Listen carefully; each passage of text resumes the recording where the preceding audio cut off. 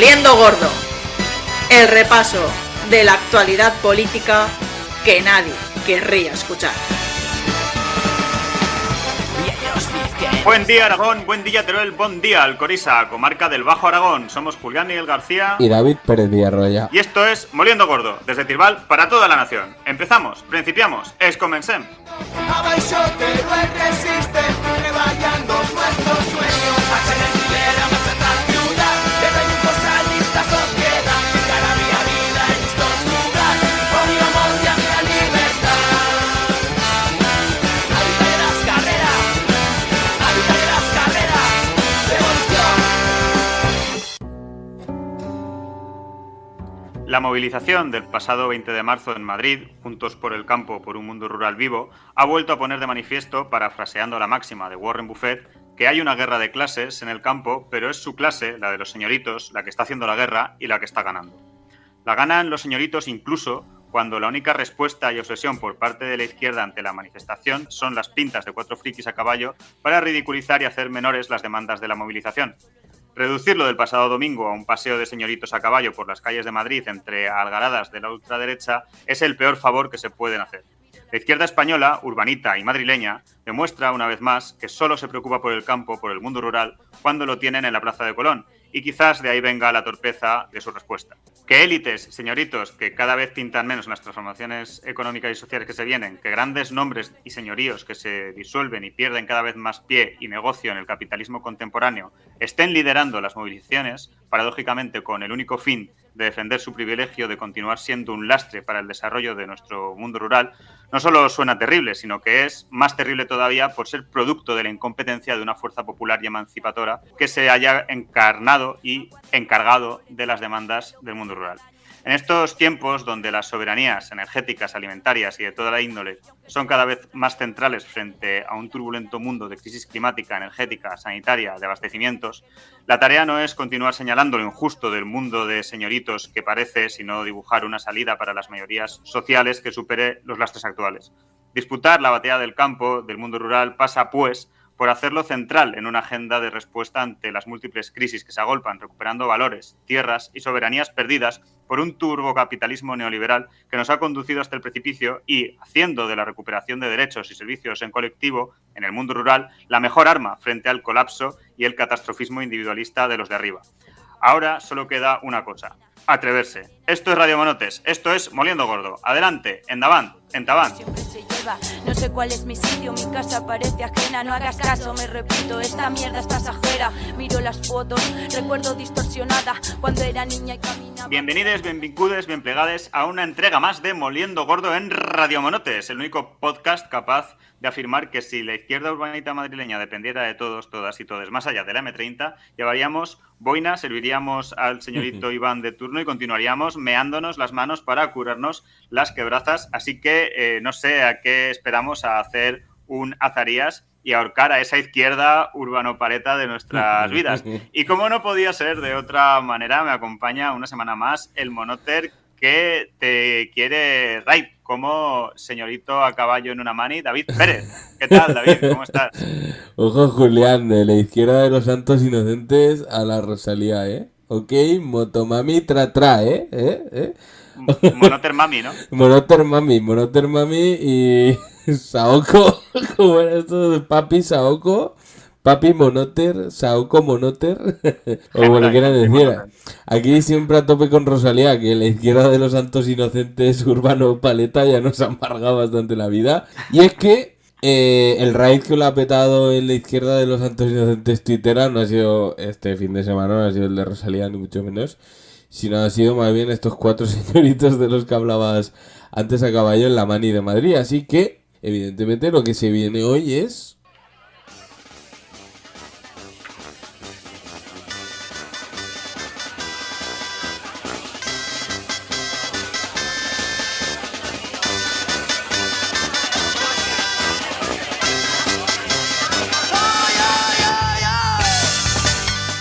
Pues efectivamente, se viene salseo, chafardeo, tuitero, porque las reacciones a la mani de la que hemos hablado, de la que hemos estado comentando en la editorial del pasado 20 de marzo en Madrid por un mundo rural vivo, han dado su buen chafardeo, salseo tuitero, especialmente desde la izquierda urbanita y madrileña, que representan dos tweets star, que bien podrían estar en el club de la prosa cipotuda con Sergio del Molino y compañía, pero bueno, de momento son tweets star, también escriben, pero bueno, que podrían estar en ese club, como lo son Antonio Maestre y Daniel Bernabé, ¿vale? Ya faltaba, ya tardaban mucho en salir estos aquí, por este salseillo, que han tenido a bien este fin de semana obsesionarse con la imagen de marras de los señoritos a caballo para explicarnos que la movilización del mundo rural es una chusma y que literalmente se está trabajando por el posfascismo, ¿vale? Tenerlo todo claro. Y todo esto arrancó con un tuit de Antonio Maestre en el cual se ponía la foto esta que todo el mundo todos los monos habrá visto por Twitter, que con los 4 caballos ahí, la bandera de España y todas las pintacas que tenía esta gente, y en el que citaba: los herederos de los caballistas negros de la burguesía han paseado hoy por Madrid. Profundo. Ojo, ¿vale?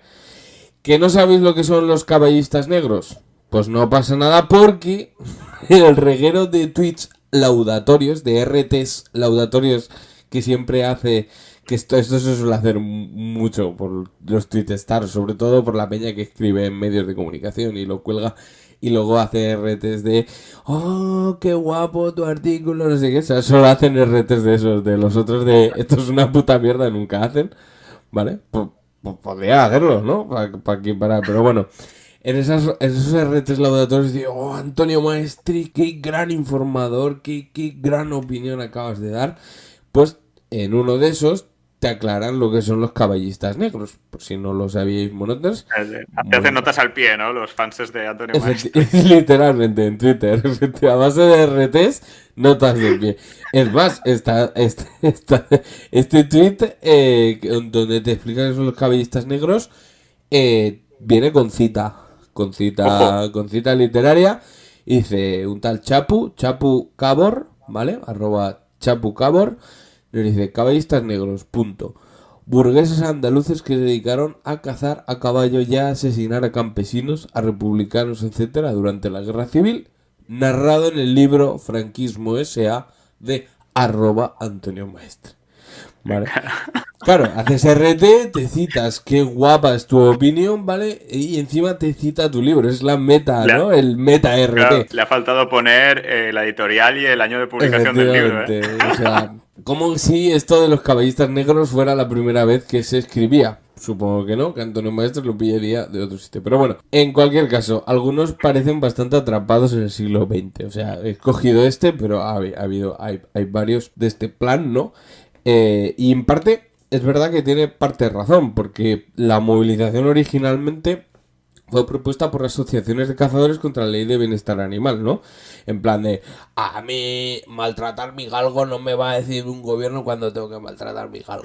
Ese era un poco el argumentario, ¿vale? Este es el nivel. Y luego se ha ido sumando ahí todo Kiski, acabando siendo más de 60 entidades y organizaciones, con los sindicatos agrícolas mayoritarios, la tauromaquia, regantes, cooperativas agroalimentarias, y ahí vamos, hasta Teruel existe, y la España vaciada apareció por allí. Claro, o sea, ¿Por al qué? final todo el mundo rural ahí, ¿no? Les entró la prisa la última semana, ¿vale? La última semana se vieron que aquello se iba a hacer grande y empezaron a montar hasta autobuses. Pero bueno, eso ya lo charlaremos en otra ocasión. Es decir, es que no acabo de entender por qué una manifestación que convocan unos cazadores coge esta dimensión con gente que luego ha declarado que él no iba a manifestarse contra el gobierno, que iba a otra cosa. Pero bueno, sí. Esto me recuerda a mí a la huelga general que le hicieron a Zapatero, que luego no era contra el gobierno, era contra los empresarios por aplicar las medidas que el gobierno había aprobado. Claro, pero el gobierno, yo no iba a manifestarme contra el gobierno. Sí. Todo ello ha sido más o menos articulado dentro de una plataforma que se llama Alianza Rural, de la que con solo basta decir que la dirige o la lidera ahora un tipo apellidado Domenech, ¿vale? Creo que no hace falta decir nada más. Y no es el nanismo este que está a punto de irse a la guerra de Ucrania por Twitter. Es un Domenech de los de Alta Alcurnia, ¿vale? Era regionador y todo, ¿vale? Entonces, ¿qué puedes esperar de eso? Pues mierda, fascista. ¿Vale? Sí, es verdad. Vale. Ni que decir tiene ya, vamos a aclarar esto porque igual nos van a llamar aquí colaboracionistas del fascismo, que a Radio Monotes le produce igual o más arcadas y asco que a Antonio Maestre la impunidad y la legitimidad de estos señoritos en la manifestación. Pero de ahí a enmarcar esto en este conjunto de protestas en que vienen los señoritos y lo peor del siglo XX regalándole el mundo rural a ultraderecha, a priori diríamos que no parece muy buena táctica, ¿no? No sounds good. No ha sido el mejor día, Antonio Maestre. No, y más, pero tú sabes esto de que cuando el tonto coge una senda, la senda se acaba, pero el tonto continúa. Y es que resulta que Antonio Maestre, 2 o 3 días después de la manifestación, escribió un artículo titulado Jornaleros bajo plásticos y señoritos paseando a caballo. Que los 3 primeros párrafos, pues bien, es verdad, tienes razón, es evidente, era una manifestación de clase, ¿vale? Allí evidentemente no había los jornaleros inmigrantes a los cuales les vulneran todos sus derechos sociales y les pagan una puñetera mierda, no estaban allí movilizándose, ¿vale? No hacía falta ser muy inteligente para darse cuenta, pero para eso Antonio Maestre tiene un blog en La Sexta para contártelo, ¿vale? Pero cierra con el siguiente párrafo.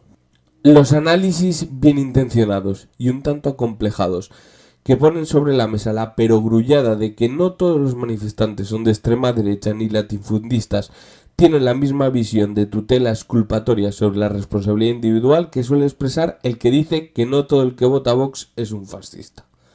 Por supuesto que no, pero poco importa lo que eres, sino para quién trabajas y aportas a la sociedad con tus actos.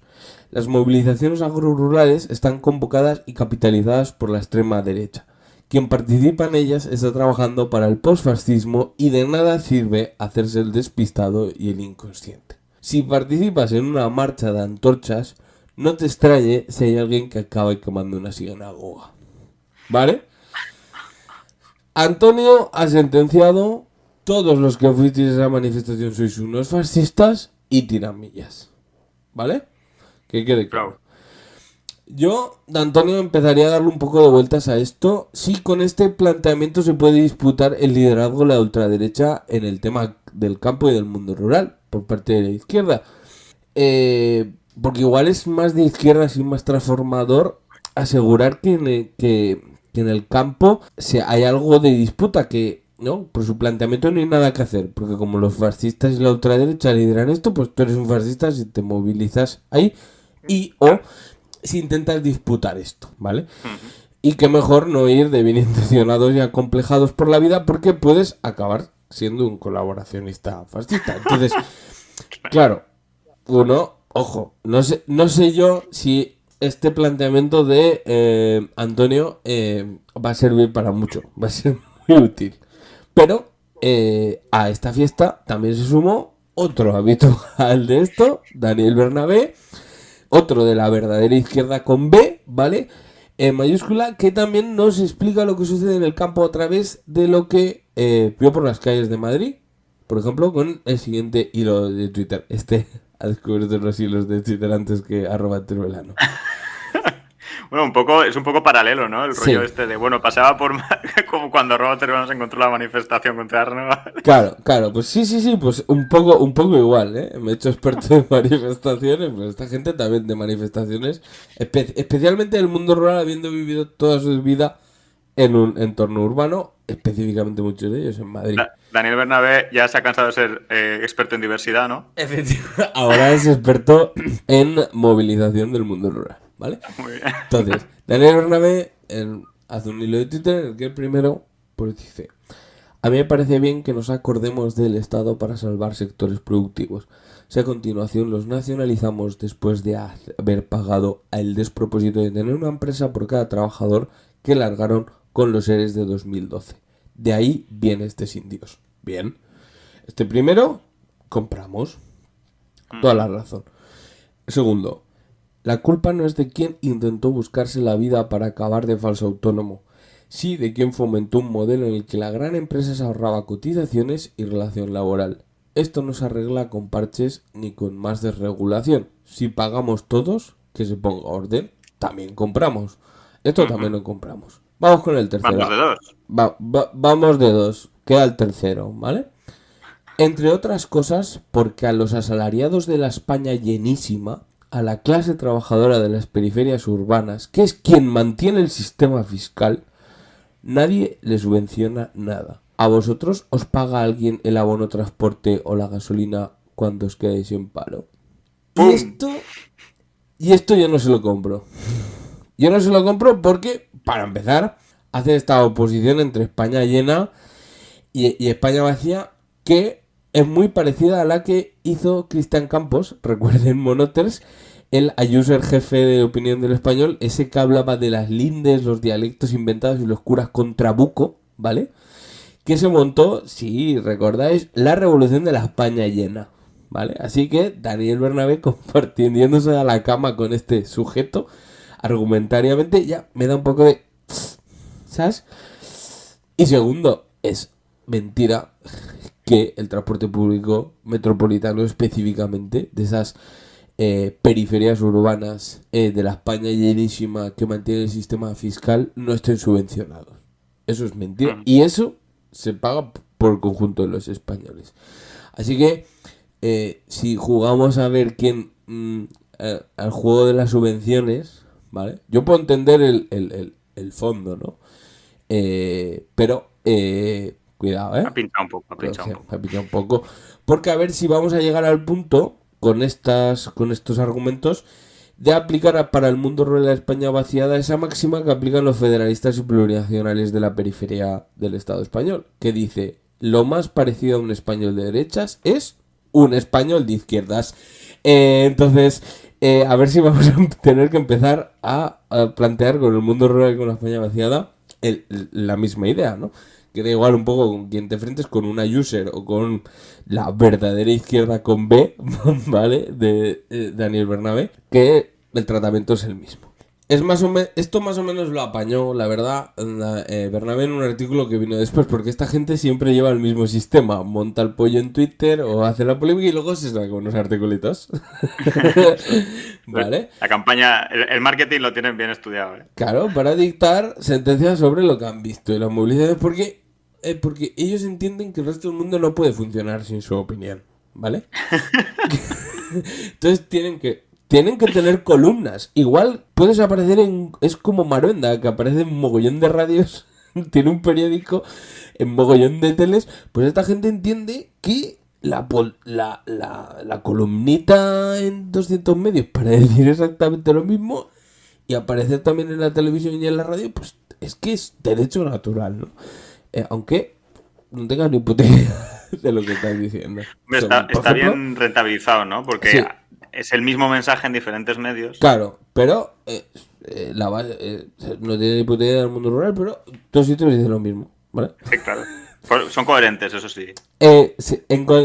La propuesta de Bernabé en el artículo era encarnar esto, las movilizaciones junto con las del transporte del mundo rural, en el corporativismo, ¿vale? Esto se ha aplicado en muchos análisis históricos de luchas de la clase obrera. O sea, si tenéis curiosidad, leeros el artículo de Infolibre y lo veréis. Y sí, en eso tiene razón.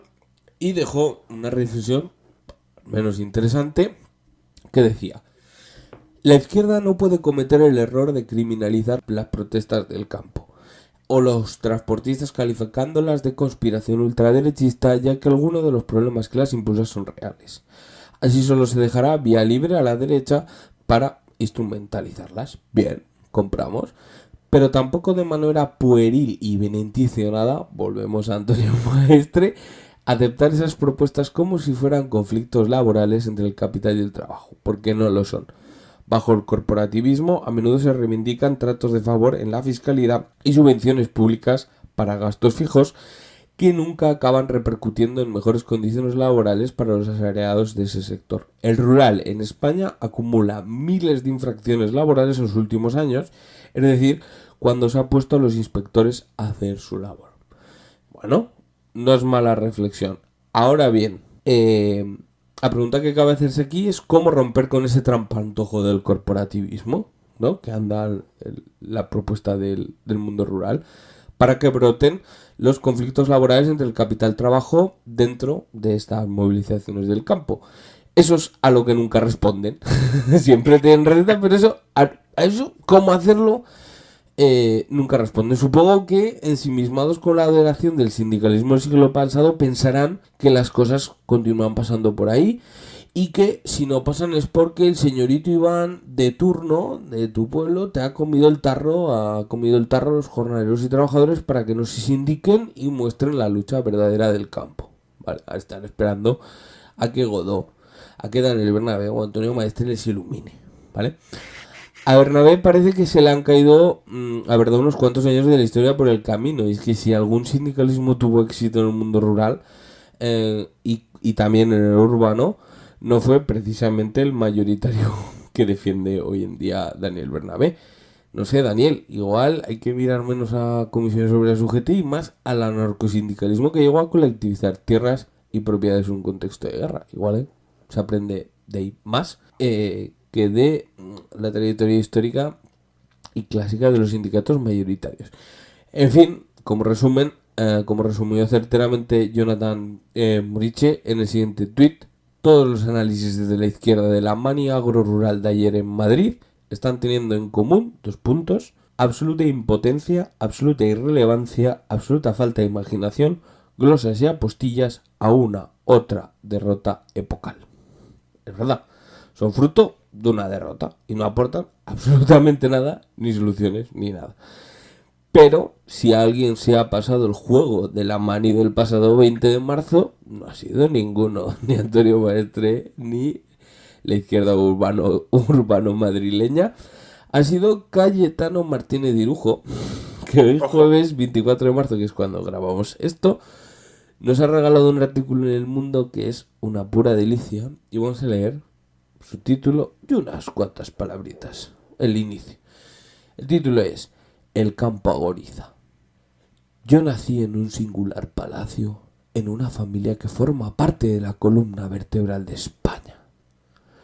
He tenido el privilegio de tener unos padres ejemplares. Luis, tristemente fallecido en 1972, cuando yo solo tenía 9 años, supuso la tristeza y confusión de mi vida hasta hace unos años.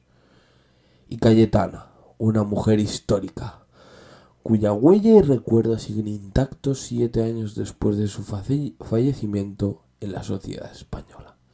El gran patrimonio de ellos proviene principalmente del arte y la agricultura, y a este segundo punto me incliné yo desde muy joven, siguiendo la trayectoria de mi padre, a diferencia del resto de mis hermanos. Les aseguro que yo nací en lo más alto, que bajé al barro mundano y por mi propio esfuerzo, sacrificio y trabajo volví a subir a lo largo de mi vida a donde estoy hoy en día. Joder. ¿Te se piensa que es Dante o qué? Ríete tú de las historias de entrepreneurs de que empezaron en un garaje y la historia de superación y liderazgo empresarial de don Amancio Ortega y de su hija de doblar camisetas. Este señor sí que se lo ocurrió de verdad, ¿eh? Bajó al barro. Bajó al barro porque supongo que intentaría cultivar algo en los suelos de mármol de su palacio y no, aquello no debía de funcionar. No creció nada. No crecía nada. En fin, monoters, hasta aquí el chafardeo salseo tuitero de hoy. Conclusión que nos llevamos a casa: no confíes ni en el señorito ni en la ultraderecha para que los problemas del mundo rural se solucionen, pero tampoco en la izquierda urbanita madrileña, que no solo le acaba dando la razón a los señoritos y la ultraderecha de que el mundo rural es todavía los santos inocentes, sino que lo único que demuestran, hablando de posfascismo y corporativismos, es que por perder han perdido hasta el olfato político. Así que no seas como Cayetano Martínez de Irujo, no seas como los señoritos, pero tampoco como Antonio Maestre y Daniel Bernabé. Sé monóter, pelea por un mundo rural vivo, soberano, con derechos y servicios, que sea la solución colectiva a las crisis que nos atenazan.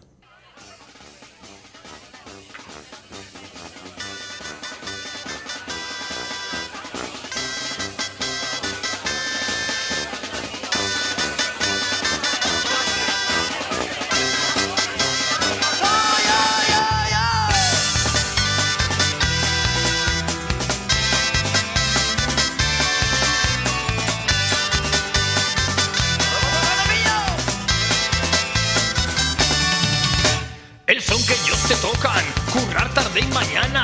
Bailas bien si les conviene, consumiendo entre semana. Y cerramos el salseo chafardeo tuitero por hoy y vamos con la sección de entrevistas del programa. Para arrancar una casi de servicio público para los tiempos que corren, donde charlaremos con David Ribó, doctor e investigador en política energética en el Instituto de Ingeniería Energética de la Universitat Politécnica de Valencia, sobre el mercado energético, la subida del precio de la luz, transición energética y todas esas cosas que están haciendo que no llegues a final de mes. Bienvenido, benvingut, bien plegado, David, a los micros de Radio Monotes. ¿Qué tal? ¿Cómo estás?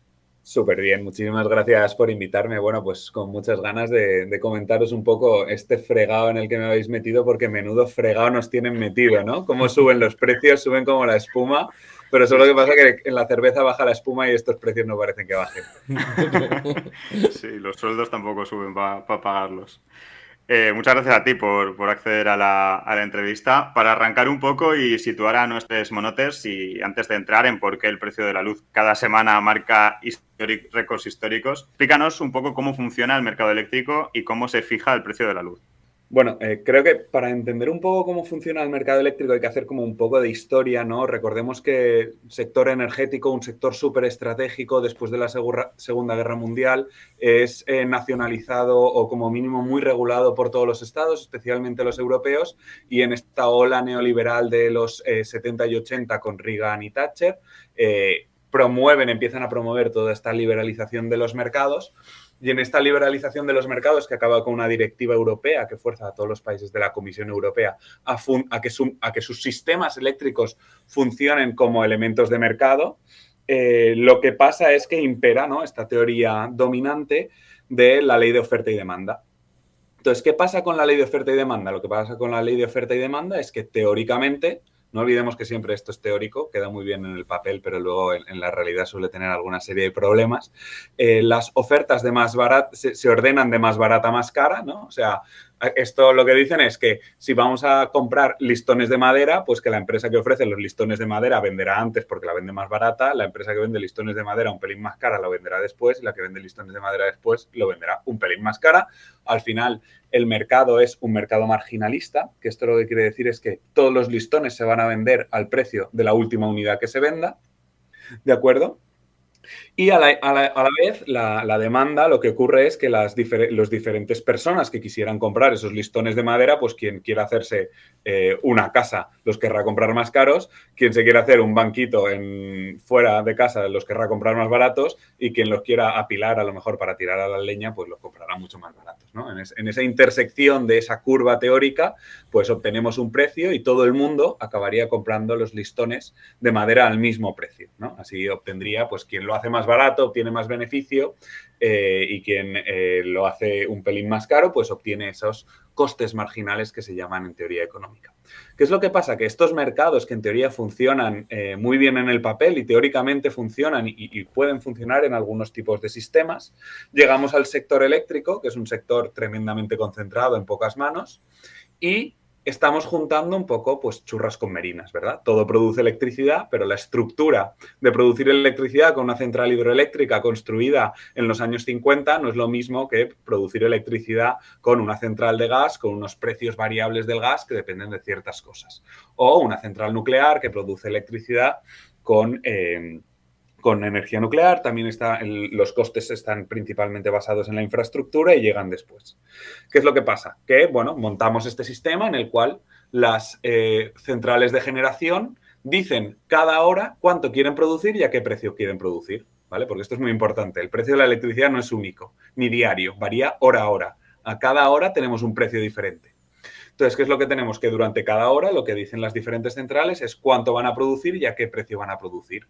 Entonces, tenemos una gran cantidad de centrales que lo que hacen es ordenarse de más barata a más cara, generan una curva y tenemos, por otro lado, la cantidad de gente que dice, bueno, a través de sus comercializadoras y grandes empresas, que dice cuánto quiere consumir y en ese punto de corte se fija un precio después de una serie de restricciones técnicas que es muy importante tener en cuenta porque al final el sistema eléctrico de la electricidad físicamente es bastante complejo.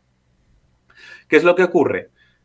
Que, como hemos dicho antes, es el precio de la última unidad lo que marca el precio final de la luz. ¿Esto qué quiere decir? Que si normalmente el precio de la última unidad va a ser la unidad más cara, lo más caro va a ser eso que haga que vaya a ser lo que paguemos por todo el resto de unidades. Para que os hagáis una idea, pues los costes que puede tener producir electricidad con centrales fotovoltaicas, centrales eólicas, centrales nucleares, esta ronda entre los 20 euros el megavatio hora y los 50 euros el megavatio hora.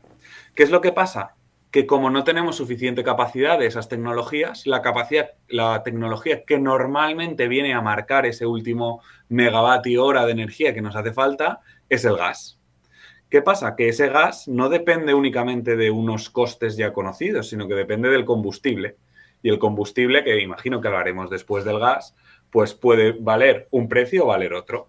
A día de hoy tenemos un combustible de gas que está en unos precios entre 10 y hasta 30 veces más caro de lo que estaba hace un año y había estado históricamente siempre.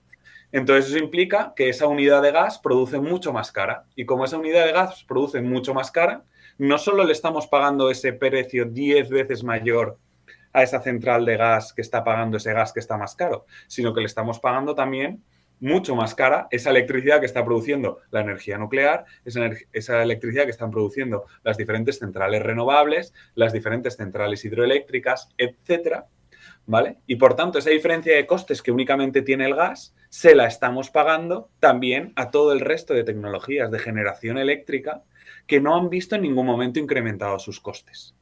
Eso es lo que imagino que la gente habrá oído, a lo mejor en algún artículo en prensa o en algún momento, lo que se denominan los windfall profits a nivel técnico o los beneficios caídos del cielo. De repente, que una tecnología tenga un aumento de precios, lo que me genera es un aumento en el precio del mercado eléctrico, el cual paga todo el mundo, o sea, el cual reciben todo el tipo de tecnologías sin yo haber sufrido un incremento en el coste. Y eso es lo que estamos viendo a día de hoy, como hay grandes empresas eléctricas que están viendo multiplicados sus beneficios gracias a este propio mecanismo de fijación en el mercado eléctrico. No sé si es algo un poco, es complejo, no sé si he sido capaz de sintetizar y resumir y ha quedado claro. Sí, yo creo que ha quedado bastante claro, Sí, yo creo que se ha entendido bastante bien. Te quería preguntar un poco dos cosas al hilo de esto. Una es, comentabas al principio, ¿no?, que en un momento este sector, al ser un sector estratégico, estaba, tras la Segunda Guerra Mundial, estaba nacionalizado total o parcialmente y que posteriormente se liberaliza, ¿no? Te quería preguntar, por un lado, si en el resto de países de Europa o en los países de nuestro entorno, o en países similares al nuestro, este sector también está liberalizado como está aquí y si el sistema este de subastas o el sistema este marginalista también funciona así o es una cosa más particular de España. Bueno, la Comisión Europea y por tanto todo lo que viene siendo la Unión Europea marca directivas en política energética, la cual obliga a todos los países miembros a que esto funcione de esta forma, ¿vale?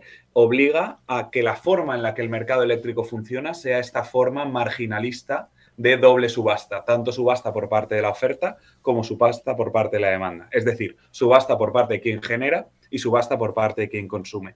Eso es uno de los motivos por los cuales Pedro Sánchez está de gira por Bruselas y no quiere tomar ninguna medida con la crisis que tenemos actualmente sin saber qué va a pasar en el Consejo Europeo creo que es hoy y mañana van a ser, o mañana, este fin de semana es, ¿no? Entonces está esperando al Consejo de Ministros del martes que viene, esperando que la Comisión Europea dé carta blanca para hacer este tipo de modificaciones. ¿Y por qué digo esto?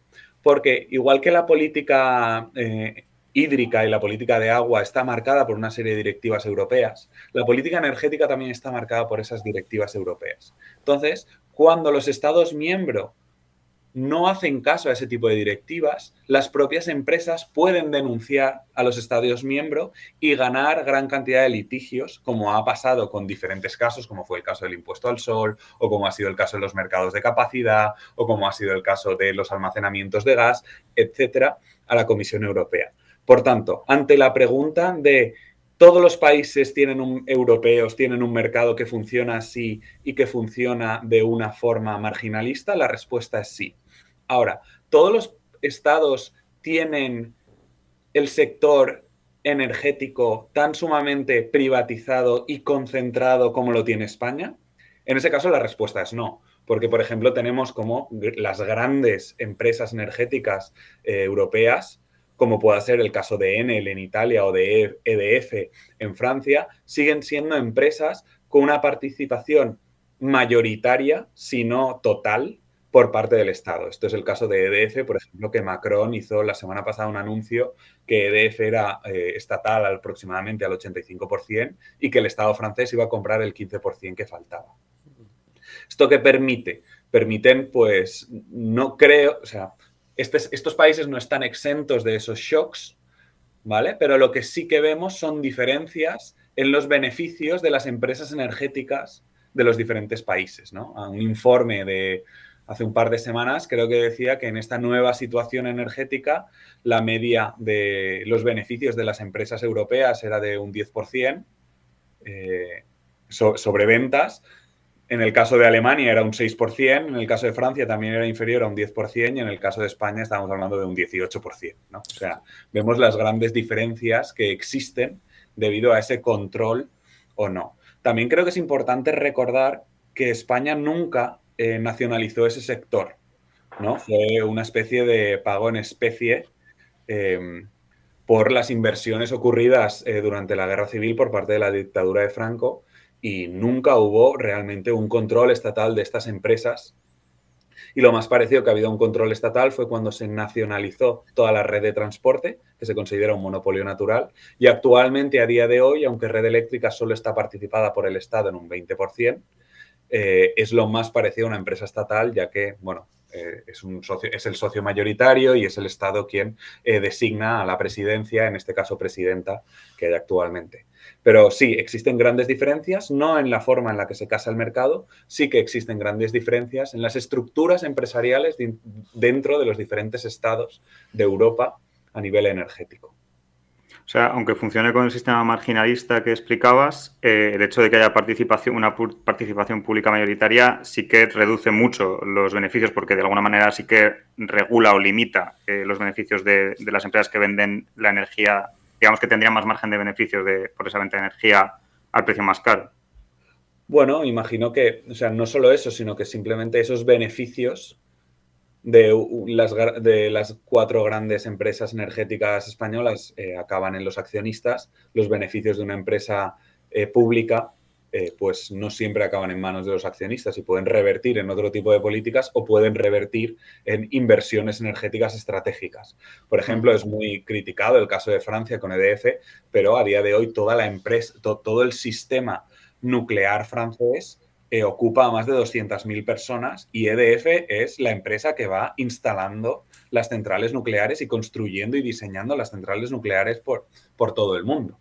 O sea, puede que la nuclear no sea la solución y la panacea a estos problemas, pero esa estructura en la que ves de un Estado apostando estratégicamente por un sector también tiene unos réditos a nivel de innovación, a nivel de ocupación de calidad y a nivel de presencia e internacionalización en otros países.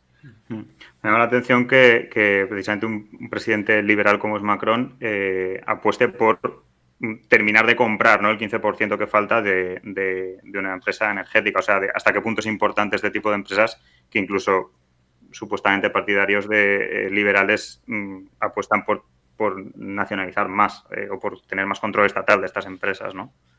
A ver, es que también creo que hay que ser conscientes que el liberalismo cuando pasas los Pirineos como que Claro. se modifica, ¿no? Y de repente es diferente la forma en la que planteamos estas cosas.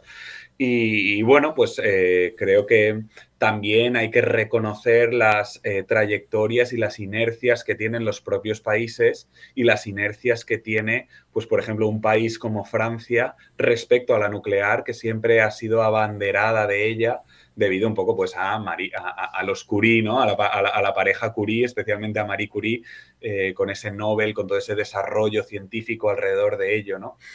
Bueno, cuando tú planteas en Italia, por ejemplo, el que alguien se plantee vender Enel o que empresas de otro país compren multinacionales italianas se tiran los pelos a la cabeza y es algo inconcebible, ¿no? Y sin embargo aquí también hay que reconocer, bueno, pues que venimos de una tradición de ser un país que hasta hace no tanto era catalogado como en vías de desarrollo. Y por tanto el capital existente dentro del país no ha sido capaz de mantener este tipo de cosas. Recordad que, bueno, pues Enel es la gran empresa italiana, pero es la propietaria de Endesa, que es la segunda mayor empresa energética de este país, ¿no? Y la que cerró la central térmica de Andorra, por ejemplo. Sí, ¿no? O sea, la decisión se tomó en Italia. Esto del aumento de los precios de la luz no es nuevo, porque entre pitos y flautas llevamos ya medio año con los precios de la energía a subida diaria. Pero sí que es cierto que con el estallido del conflicto entre Rusia y Ucrania la subida se ha multiplicado, llegando el precio de la luz al ser 10 veces más que hace un año. Hablabas antes un poco del gas, ¿no? ¿Por qué ha subido tanto el precio de la luz en estos últimos meses? ¿Y qué tiene que ver en esta subida de precios de la luz con la dependencia energética europea del gas ruso? Bueno, creo que es interesante cuando tú analizas la evolución de los precios de la electricidad. Los precios de la electricidad han subido como a olas, ¿no? Olas que una ola que ha subido, ha empezado a bajar, esa marea no ha bajado tanto hasta los niveles inferiores, ha vuelto a subir en otra ola, esa marea no ha vuelto a bajar y han ido subiendo. La electricidad es un sistema muy complejo y, como decíamos, los precios horarios se calculan hora a hora, pero lo más importante que hay que tener en cuenta es que la electricidad no se puede almacenar a gran escala, a sistema, ¿vale? La podemos almacenar en el móvil, pero no existen baterías para almacenar toda la electricidad que consumimos durante un día, por ejemplo, en toda la península ibérica. Hablo de la península ibérica porque la península ibérica funciona como un único sistema y un único mercado. Portugal y España funcionan como un único sistema, ¿de acuerdo? Entonces, ¿eso qué genera? Que para que mantengamos las condiciones de calidad de la electricidad, lo que se genera en cada instante tiene que ser exactamente lo mismo que se consume en cada instante, más las pérdidas que tiene el sistema. ¿Eso qué quiere decir? Que si en este momento en el que estamos hablando hay 100 personas consumiendo, necesitamos 100 centrales, 100 unidades de consumo, necesitamos 100 centrales de generación a la vez, ¿vale? ¿Por qué hablo de esto? Porque en los momentos de escasez, cuando más electricidad se necesita, olas de frío, olas de calor, etcétera, ¿qué es lo que pasa? Que hay un aumento de la demanda y, por tanto, es necesario un aumento de la generación. Esos aumentos de la generación, lo que en teoría económica se considera como demandas inelásticas, ¿no? Como la demanda de energía no varía respecto al precio, cuando hay esos aumentos de demanda, lo que genera es como esa presión sobre la generación para decir, necesitamos producir más, vamos a producir con los elementos todavía más caros, ¿vale? Eso por una parte. Los picos han estado asociados a elementos de subidas de demanda como uno de los elementos clave, especialmente en momentos de frío. Y un segundo elemento muy importante que, como bien comentabas, Julián, ha sido el elemento de los aumentos de precios del gas. Ahora, a posteriori, todo es mucho más fácil de ver, pero de repente Gazprom, que es la empresa estatal que vende gas de Rusia, ¿vale? Lo que hizo a partir del verano fue decir que sus almacenes de gas en Europa necesitaba vaciarlos para venderle gas a China, porque en el sudeste asiático estaba incrementando la demanda asociado al proceso de recuperación económica de la salida de la pandemia de la COVID-19. ¿Esto qué implicó? Que de repente, normalmente lo que se intenta tener es los almacenes de gas en Europa lo más llenos posibles al inicio del invierno. Esto se considera el 1 de octubre o el 15 de octubre, no me acuerdo, creo que el 1 de octubre, cuando empieza a hacer frío en el norte de Europa. Se intentan tener esos almacenes llenos. Pero ¿qué hizo la empresa rusa? Empezó a sacar todo ese gas y al sacar ese gas empezó a vender menos gas porque lo derivó hacia China y los precios empezaron a subir. El mercado de gas tiene un elemento muy importante de oferta y demanda y tiene un segundo elemento muy importante de especulación, ¿vale? El gas se compra de dos formas principalmente. A corto plazo, o sea, compras de gas de hoy para mañana, y grandes contratos a largo plazo que se generan principalmente entre empresas-estado, como puedan ser las empresas de gas de Rusia o las empresas de gas de Argelia y de Libia, que son los principales proveedores de gas en Europa. Y entonces tienes esos dos principales elementos. Gas a largo plazo a un precio fijo y gas a corto plazo en el cual los mercados especulan sobre ese precio dependiendo de si faltan, creemos que va a faltar, creemos que podemos de repente almacenar un poco de gas y venderlo dentro de unos días.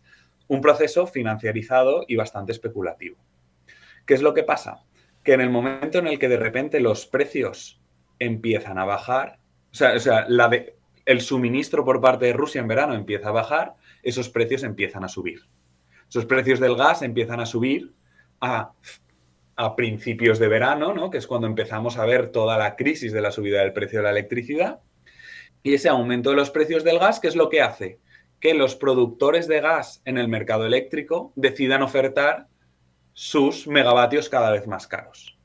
Tengan un contrato de gas a largo plazo a un precio más bajo o no lo tengan, porque el gas vale esto, por tanto lo podría vender a este precio, el coste que podría estar ganando es este. Por tanto, aumentamos los precios a los cuales estamos vendiendo la electricidad y con ello aumenta, ¿no?, el precio total del mercado eléctrico por el cual pagamos por todas las tecnologías, porque sí viene siendo un precio, un mercado marginalista.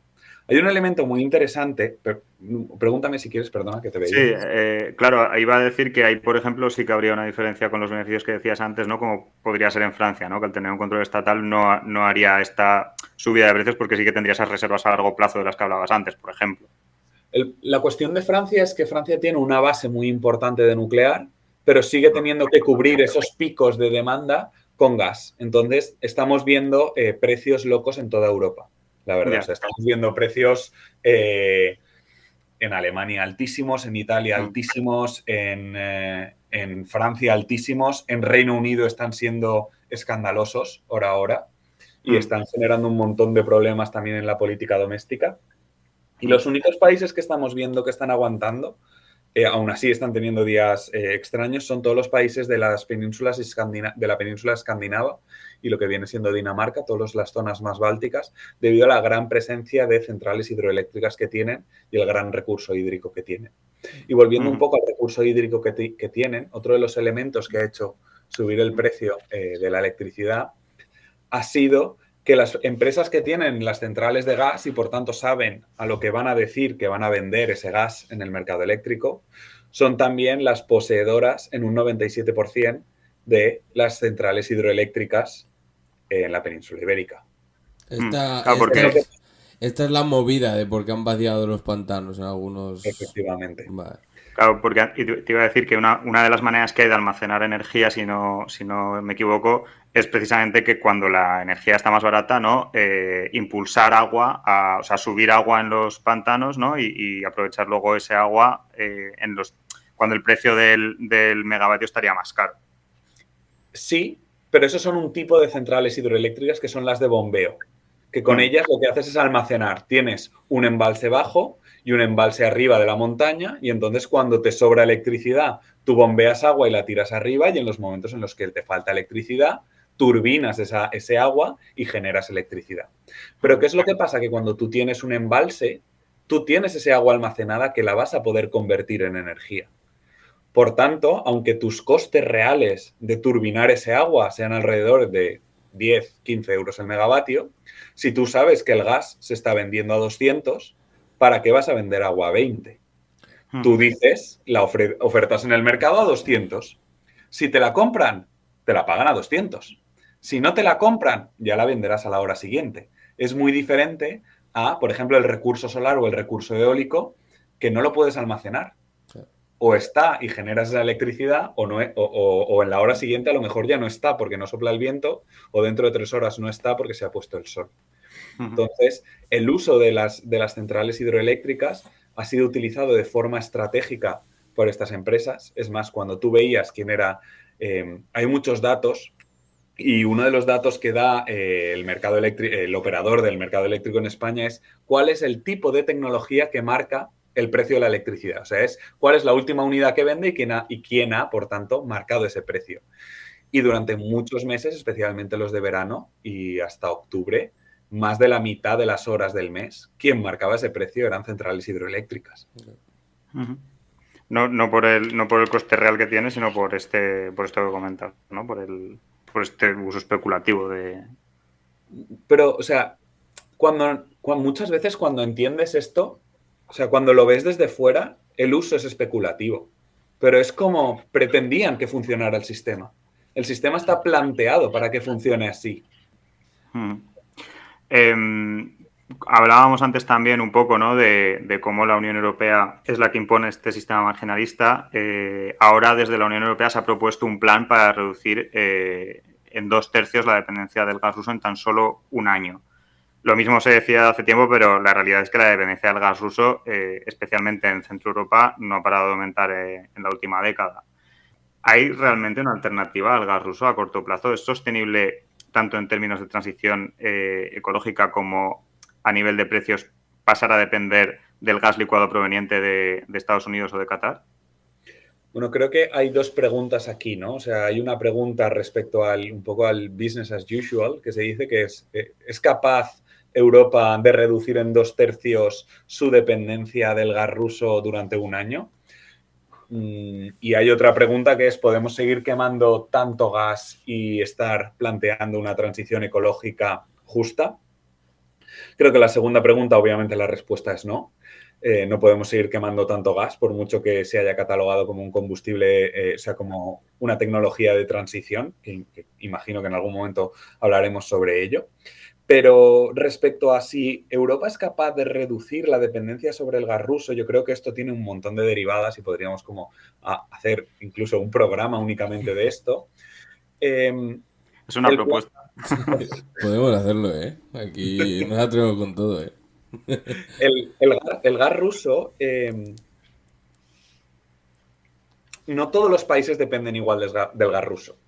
Y la locomotora de Europa, que ha sido Alemania durante mucho tiempo, su dependencia del gas ruso es más de un 50%. ¿Vale? Y esa, a día de hoy, Merkel la coronada como la gran estadista, hasta hace nada, está siendo tremendamente criticada incluso en la propia Alemania o en su propio partido, modificando los postulados que hacía.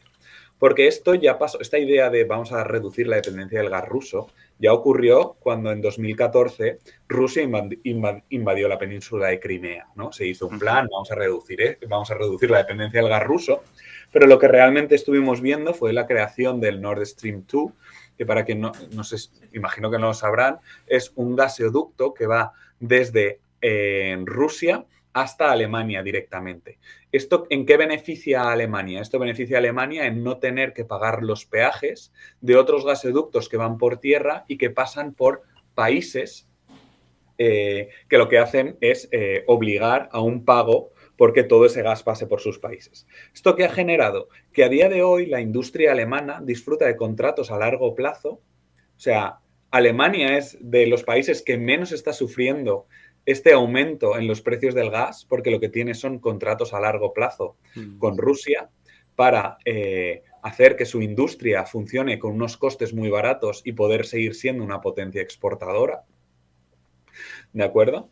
Y por eso es por lo que estamos viendo que, bueno, pues que la Unión Europea ni se plantea el hecho de que las sanciones a Rusia incluyan sanciones energéticas por su tremenda dependencia de su economía de todo este gas. Respecto a las alternativas que se plantean, que yo creo que sí que son viables y que sí que vamos a ver y que creo que estamos viendo, es la reducción de la dependencia en mayor o menor medida del gas ruso a nivel europeo. ¿Esto qué quiere decir? Que vamos a ver jugadas muy fuertes para tener tanto a los yacimientos de gas de Argelia y de Libia disponibles para todo el sur de Europa y que todo ese sur de Europa pueda ser una entrada al norte de Europa. Vamos a ver nuevos contratos como el que acaba de ocurrir entre Alemania y Qatar, porque Japón no llegó a firmar un contrato y Alemania se adelantó y firmó ese contrato a largo plazo con Qatar para suministro de gas mediante buques metaneros, que es el gas natural licuado.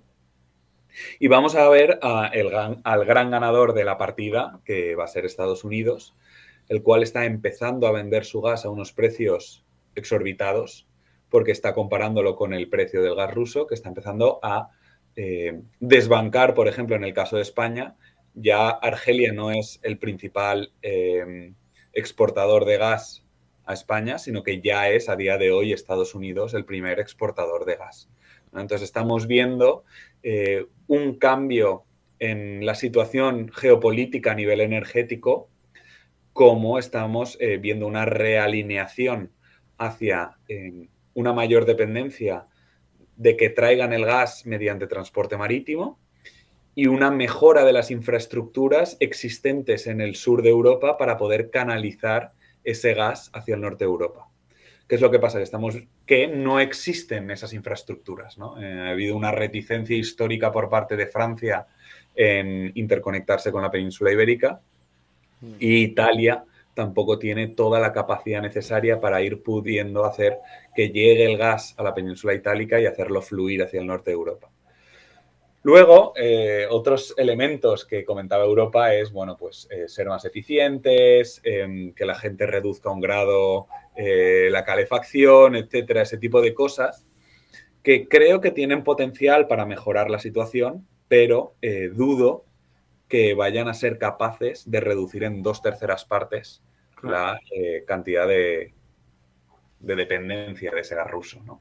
Es que dentro de poco veremos noticias en el Huffington Post del rollo el colding, la nueva moda entre los millennials, para reducir la dependencia del gas ruso. Para ayudar a los Creo que ucranianos. sí, ¿no? Será un poco como, Julián, yo 1 grado menos. Y dirá David, no, yo 1 grado menos porque lo hago mejor. Claro. Yo soy más eco-friendly. Me pongo 4 sudaderas en casa y tengo la calefacción a 12 grados. Supera eso. Empezarán a salir noticias de que refuerza el sistema inmunitario, ¿no? Pasar un poquito de frío, tal. Claro, sí. Esa es la lógica. Yo ahí... esto, por ejemplo, Enric Juliana da bastante la turra en sus columnas sobre esto, sobre el MIDI-CAT y sobre como la realineación geopolítica en torno al sur de Europa, ¿no? Has comentado un poco esto, de como que se va a revalorizar, ¿no?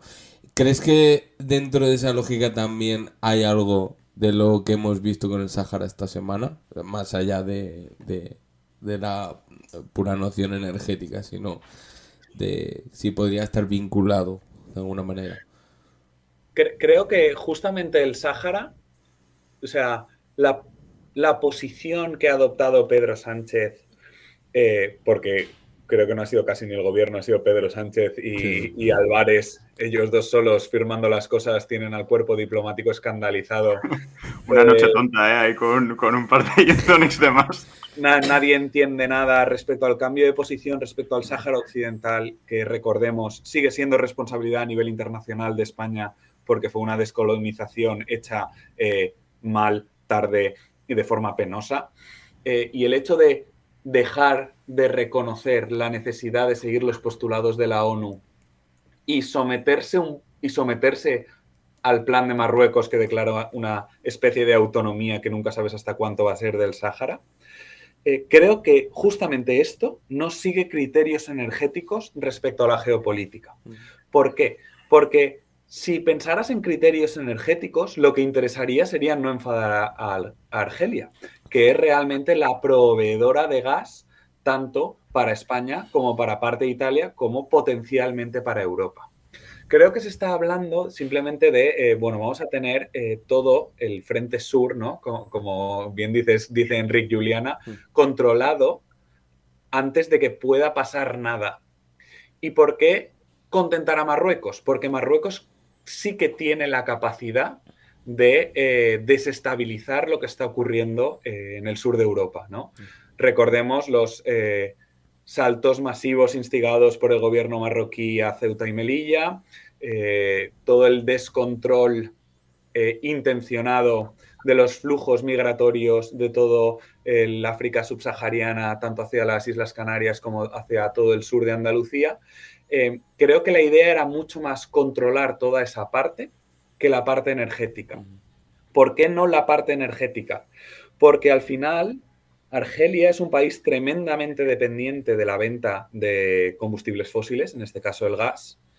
Tiene contratos firmados a largo plazo con España que incumplirlos a nivel internacional sería bastante grave como país.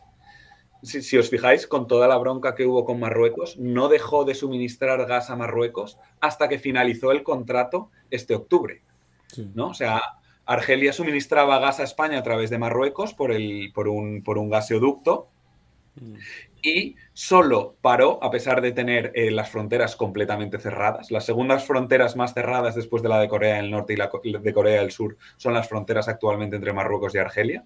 Y solo cerró el flujo de gas a través de Marruecos cuando terminó un contrato que tenían a 25 años. Por tanto, como esos contratos están con España, son poco importantes. O sea, imagino, estos son especulaciones totales, que habrán pensado que el frente a Argelia es menos importante. Y luego hay un segundo elemento que es para mejorar la extracción del gas argelino, hacen falta inversiones. ¿Quién va a invertir ahí?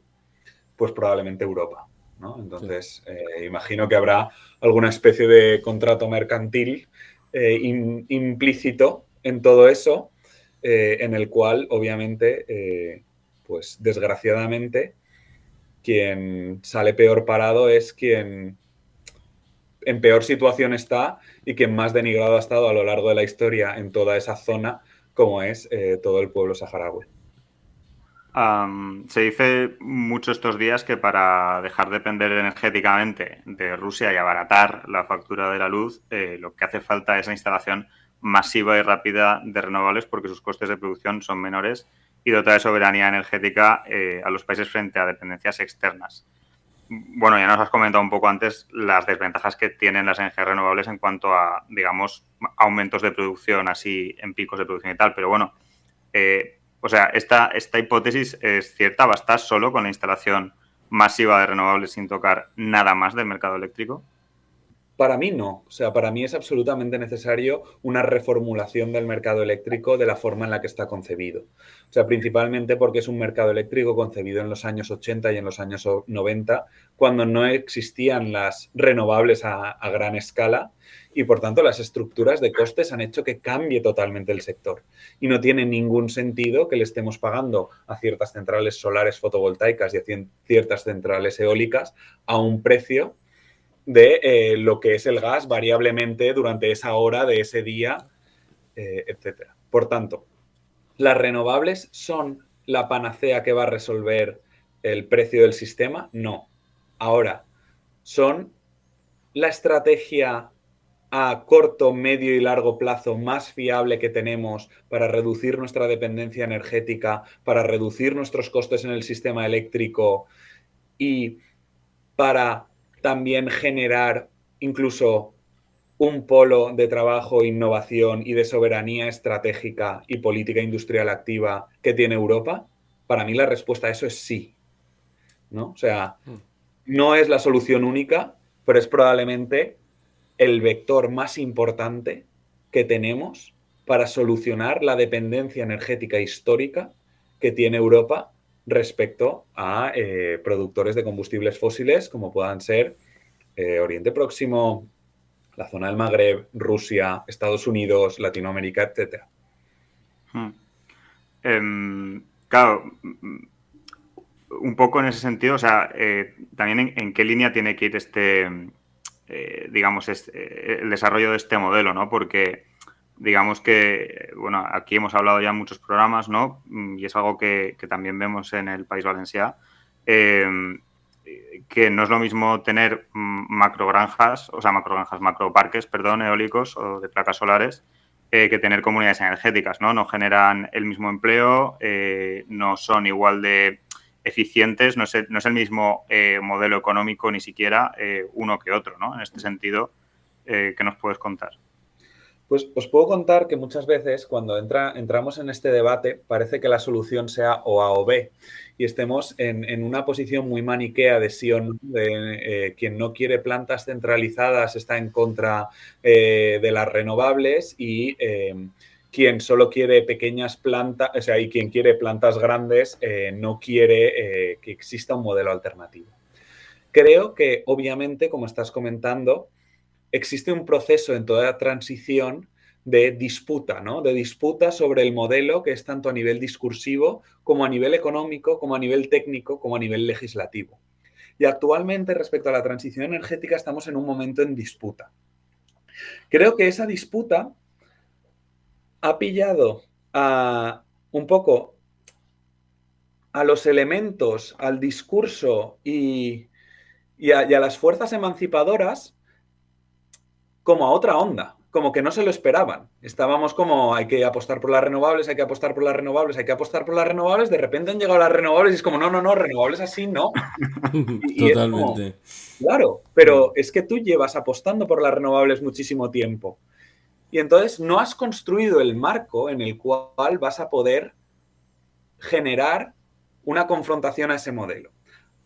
Ante esto, o sea, después del marco teórico, creo que la solución final será una combinación entre ambas.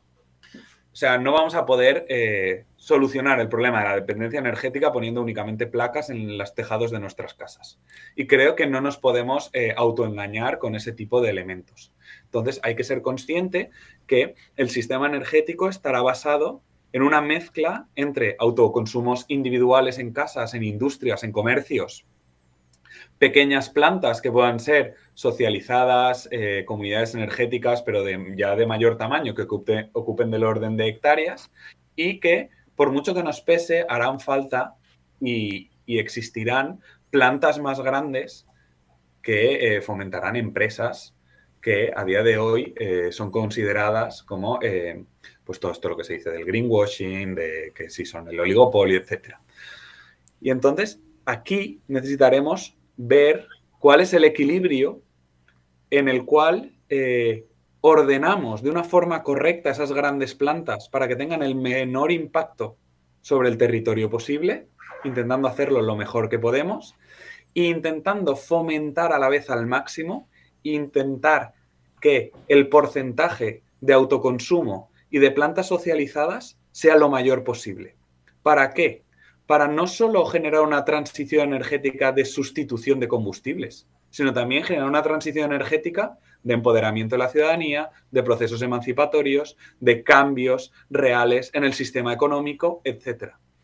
Pero, para mí, creo que es algo de hilado fino, ¿no? De ir al detalle del BOE, de pelearte porque la legislación permite y facilite las comunidades energéticas un poquito más de lo que lo hace ahora, de ir trabajando en cada pueblo en el que existe una oposición a una gran planta, que ese mismo pueblo esté generando comunidades energéticas, que ese mismo pueblo sea totalmente autosuficiente a nivel energético y que tenga planta en sus casas, ¿no? Como es entender que es una disputa, y es una disputa muy paciente, muy de poco a poco, muy de ir entendiendo y de proponiendo soluciones que sean una alternativa.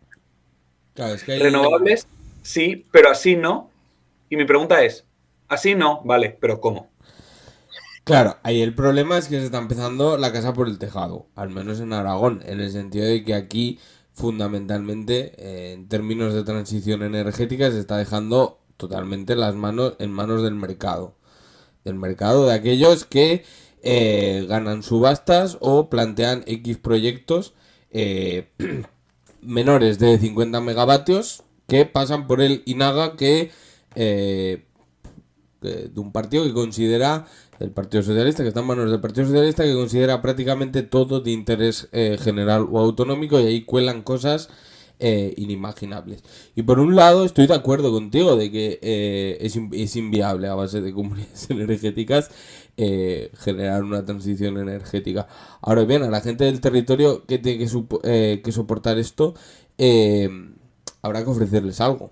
Es decir, lo que no se puede hacer es pasar como Atila, decir que vas a generar, bueno, pues los anuncios de empleo que se hacen constantemente, y luego ya veremos. Entonces, y tampoco se está haciendo y tampoco es incluso físicamente o materialmente es viable plantear la magnitud de macroparques que se está planteando, fundamentalmente porque vamos hacia escenarios de escasez material de los materiales con los que producen los aerogeneradores. Entonces, los aerogeneradores o las placas solares. Entonces, en esa lógica, cedía todas las manos en el mercado, y habiendo empezado la casa por la ventana, lo normal es que generes un rechazo bestial que por ser pocos, pues seguramente sean pocos y puedas continuar con el negocio, pero está generando un rechazo a un proceso fundamental que podría ser, incluso en tiempos de crisis de las democracias occidentales, un proceso de embastar un nuevo horizonte y una nueva democracia occidental de futuro. Lo estás lastrando total y absolutamente porque por cómo estás conllevando el proceso. Y eso es porque, al menos en Aragón, aquí ha habido, pues compadreos, todos hemos visto en fotos, entre las Forestalia en este caso, o cualquier gran empresario, con el presidente de la comunidad autónoma. Entonces, normal que genere rechazo ese. Y tampoco, pero tampoco, ¿sabes? Si hay que legislativamente para reconducir la situación, parece que tampoco tienen muchas ganas. Entonces, en esa tesitura, a ver cómo se gobierna eso y a ver cómo se gobierna esa tensión y no acabamos todos reclamando solo comunidades energéticas. Entonces, joder, es que es una batalla realmente muy complicada, muy compleja. Y yo creo que aquí hay algo como... Se juntan dos cosas, ¿no? Yo creo que hay un primer elemento, dos cosas como muy españolas, ¿no? El vísteme despacio que tengo prisa y voy corriendo y lo hago todo mal, ¿no? Porque, claro, de repente tuvimos un parón de casi 10 años que hizo que durante muchísimo tiempo nos instalaran renovables y ahora hay muchísima prisa. Y hay un segundo elemento que es todos los procesos especulativos de burbuja que se dan en los sectores que de repente tienen un boom, ¿no? Yo creo que hay otros países que han hecho todos este tipo de desarrollos de una forma muchísimo más ordenada y ha ayudado a que no generara todo este malestar. Creo que también hay que entender que este malestar que se genera, y esto es, a mi parecer, algo que ocurre mucho en las zonas rurales, es que últimamente las zonas rurales en España, y lo que es la España vaciada, y vosotros lo conocéis mejor que nadie y habláis de esto un montón, ha sido ninguneada, olvidada y por muchos frentes, ¿no? Y a mí me da la sensación un poco también, como poniéndome del otro lado, que la España vaciada está concentrando mucho de esa impotencia respecto a no salir, no tener nuevas políticas, nuevos horizontes respecto a las renovables ahora mismo. O sea, está siendo un poco el chivo expiatorio de muchas de esas reclamaciones históricas y justas que tiene a día de hoy. Claro, pero ¿No? porque y eso tiene una cierta explicación, digámosle, política, en el sentido de que es otro proceso de modernización, ¿no? Que lo único que ves es que se va a resultar igual que los pantanos en el Pirineo, o cuando llegaron con las minas de carbón. O sea, la gente lo está leyendo en una lógica totalmente colonialista y extractivista. Entonces, si hay tecnología que permite una cierta capacidad de descentralización y de socialización y de reparto, al menos de beneficios, pues son las renovables y no se atisba eso. Y de nuevo se atisba el hecho de que se vuelva a perder otro tren, el enésimo tren. Y es verdad, y tienes razón, de que muchas de esos humores sociales, por así decirlo, se canalizan a través de este tipo de frentes donde se pueden visibilizar en gran medida. Pero claro, está en la otra cara, Totalmente cierto. Y no olvidemos que todo esto está pasando con un gobierno y especialmente con personas en el ministerio, en la parte de energía del ministerio, tremendamente progresistas que vienen de la izquierda del PSOE, que están luchando para que pues hayan convocatorias específicas de comunidades energéticas, para que el autoconsumo esté un poco mejor de lo que estaba, aunque bajo mi punto de vista tiene que avanzar muchísimo más. Y obviamente tienes, todo esto está pasando así. Imaginad si hubiera otro gobierno con cero sensibilidad. Y respecto a lo que comentabas del caso de Aragón, es interesante porque ahora en el País Valencià está cambiando todo esto, porque lo que ha pasado ha sido que no se estaban instalando cosas. La Generalitat, aunque quería instalar, estaba siendo, bueno, pues tiene una falta de personal estructural que viene desde hace muchísimo tiempo y estaba intentando pues cumplir todos los criterios de paisaje, medio ambiente y economía, ¿no? Y bueno, pues estamos viendo últimamente al presidente Ximo Puig diciendo que va a hacer un decreto para agilizar todas estas cosas y que vayan un poco como sea. Y yo creo que tiene que existir un equilibrio entre cómo facilitar que se implementen estas centrales un poco más grandes con criterios sociales que yo creo que se pueden poner de mejora de cosas y que a la vez no afecten al paisaje, pero sin paralizarlo totalmente, ¿no? O sea, creo que es de nuevo un equilibrio difícil en el cual te van a criticar de todos lados, pero creo que tiene que ser un poco, bueno, bajo mi punto de vista, ese debería de ser el camino, ¿no? O sea, respetar al máximo los paisajes, intentar utilizar zonas degradadas al máximo, siendo consciente de que no todo va a poder ser en las zonas que nos gustaría, e intentar potenciar muchísimo y poner una alfombra roja a todos esos proyectos comunitarios que reviertan en la sociedad, reviertan en el territorio, y una alfombra roja a todas esas personas, empresas que quieran autoconsumir y descentralizar la producción de este sistema energético que, desgraciadamente, en este país está tan sumamente concentrado en pocas manos. Sí, también toda la parte de la eficiencia energética, ¿no? que comentabas un poco antes, es también un sector en el que invertir y que también puede, digamos, reducir esa dependencia de grandes infraestructuras o de tener que generar tanta energía. Efectivamente, y o sea, creo que cuando estábamos hablando sobre todo hablábamos de energía, pero no olvidemos que la energía más limpia es esa que no se consume, ¿no? Si podemos hacer exactamente lo mismo con la mitad de energía, esa mitad de energía que no estamos consumiendo es muchísimo más limpia que producirla con fotovoltaica o que con producirla con aerogeneradores. Por tanto, es verdad que la eficiencia energética son procesos muy complejos, son cambios de hábitos, son inversiones, no tienen unos retornos tan rápidos. Y a pesar de que especialmente desde la Comisión Europea se hacen ingentes esfuerzos, está costando que cale. Y creo que nos deberíamos esforzar muchísimo más en reducir la cantidad de energía que utilizamos. Y en ese sentido, bueno, o sea, estaba viendo hoy, o sea, perdona, como me voy por otro lado, obviamente en Alemania también están habiendo muchísimas protestas por el aumento del precio del petróleo. Y les han ofrecido al sector de transportes una bajada en el precio del gasoil, que es un poco lo mismo que ha ofrecido el gobierno a día de hoy, pero también han ofrecido que el transporte público valga 10 euros al mes. O sea, y ese tipo de elementos que parece que nunca se oferten aquí son extremadamente interesantes por el aumento de eficiencia. No es que el autobús sea más eficiente que el coche, es que mover 50 personas en un autobús es mucho más eficiente que mover a 50 personas en 50 coches. De repente parece que se nos olvide. No sé si era esta mañana o un día, esta semana, Daniel Pérez o David Pérez, el consejero de movilidad de la Comunidad de Madrid, diciendo que la gente estaba volviendo al bus porque no podía pagar el gasoil. Eso es consejero de movilidad de la Comunidad de Madrid. Ese es el nivel. Y que qué pena, ¿no? Porque ya no eran libres. Efectivamente. MT o libertad. Claro, imagínate que te encuentras a tu expareja en el autobús. Claro. Ya, Eso yendo en coche no te pasa.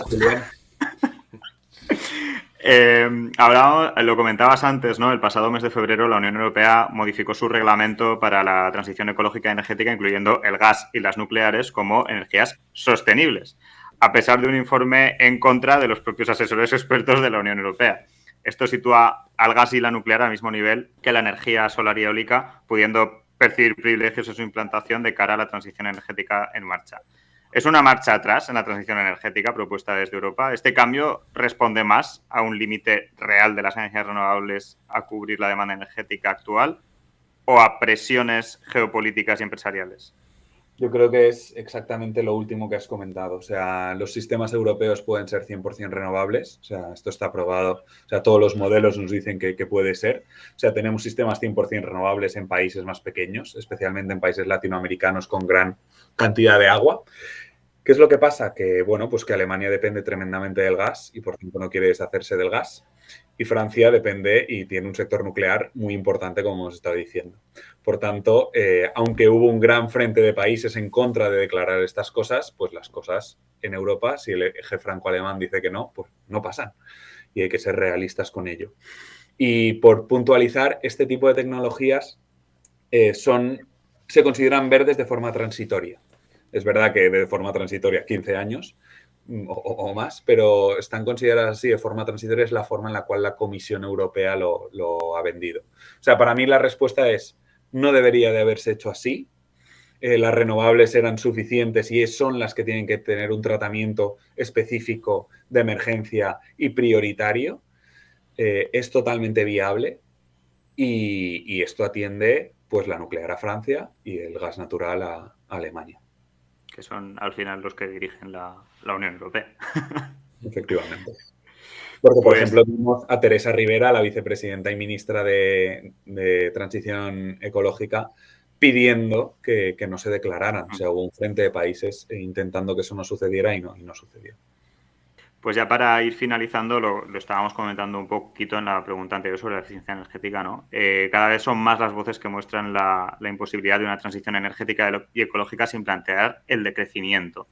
Unos límites marcados por una transición energética planteada como una mera sustitución de combustibles fósiles por energías renovables sin tener en cuenta la escasez de materiales como el litio o el silicio que acompañan su producción, y por no hablar que su producción aún depende de una alta demanda de combustibles fósiles.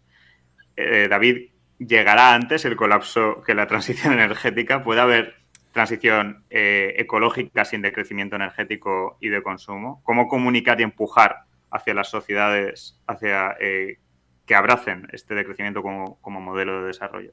Otras preguntas para un programa entero, ¿no? Tremendos melones, uno abierto detrás de otro. Bueno, así un poco sí, sintético, sí. ¿no? Comentabas un poco antes, ¿no?, que parece que estos mensajes no calan, ¿no?, sobre el tema de la reducción de consumo y tal. Son más complejos que calen porque al final estamos como cambiando el alma del capitalismo, ¿no? O sea, es muy difícil que eso ocurra. Para mí, ¿llegará antes el colapso que la transición energética? Creo que la respuesta es no. O sea, lo que estamos viendo, había previsiones del pico del petróleo y el pico del petróleo no ha ocurrido, había previsiones del pico de los combustibles fósiles y lo que necesitamos hacer con los combustibles fósiles es dejarlos debajo de tierra porque no se van a acabar. O sea, necesitamos dejarlos donde están y no quemarlos, porque si no el cambio climático lo que acabará no será con el planeta, será con la especie humana en el planeta. Entonces, para mí, la transición energética ocurrirá, la veremos, con rapideces mayores o menores, con escenarios más conscientes de la energía y con transiciones también en lo social o menos, pero la transición energética, bajo mi punto de vista, va a ocurrir y creo que no será por falta de materiales. O sea, antes veremos neocolonialismos de materiales y grandes problemas respecto a la extracción de materiales, que veremos una falta de minerales en ese sentido, porque lo hemos visto pues que cuando de repente no había petróleo, pues burbuja especulativa y de repente fracking. Lo que vamos a ver es, pues bueno, pues lo estamos viendo ahora, ¿no? En Cáceres hay una gran lucha ciudadana por proteger el parque natural y la montaña que existe en Cáceres, que es la segunda, Aznalcóllar, o creo que era Aznalcóllar o algo así, que es el segundo yacimiento de litio más grande de Europa. Y entonces tú tienes a la Comisión Europea, al Estado, al Gobierno de Extremadura, todos a favor de que se genere esa mina a cielo abierto de litio al lado de la ciudad de Cáceres, y a toda la ciudad en contra. Entonces, lo que yo creo que vamos a estar viendo van a ser mucho más ese tipo de presiones. Vimos también hace poco manifestaciones enormes en Serbia por la apertura de otra mina de litio. Vamos a ver ese tipo de situaciones cada vez mucho más, pero dudo que haya una falta de materiales antes de que veamos esa transición energética, a pesar de que con los yacimientos como que se conocen hasta ahora, los números no dan. Pero conociendo el capitalismo, encontrarán nuevos yacimientos. Algo harán, pero que material no faltará. Desposeerán a quien haga falta, se cargarán el Amazonas hasta donde haga falta, pero bajo mi punto de vista no habrá un problema de colapso por escasez de materiales antes de que ocurra esta transición energética. ¿Vale? Para mí, la siguiente pregunta sí que es cierta. O sea, no hay una transición ecológica con una transición energética business as usual sin tener en cuenta en ningún momento cambios de hábitos, reducciones de impacto, reducción de uso de materiales, la otra gran crisis que tenemos a día de hoy, que es la sexta extinción masiva y la pérdida de biodiversidad.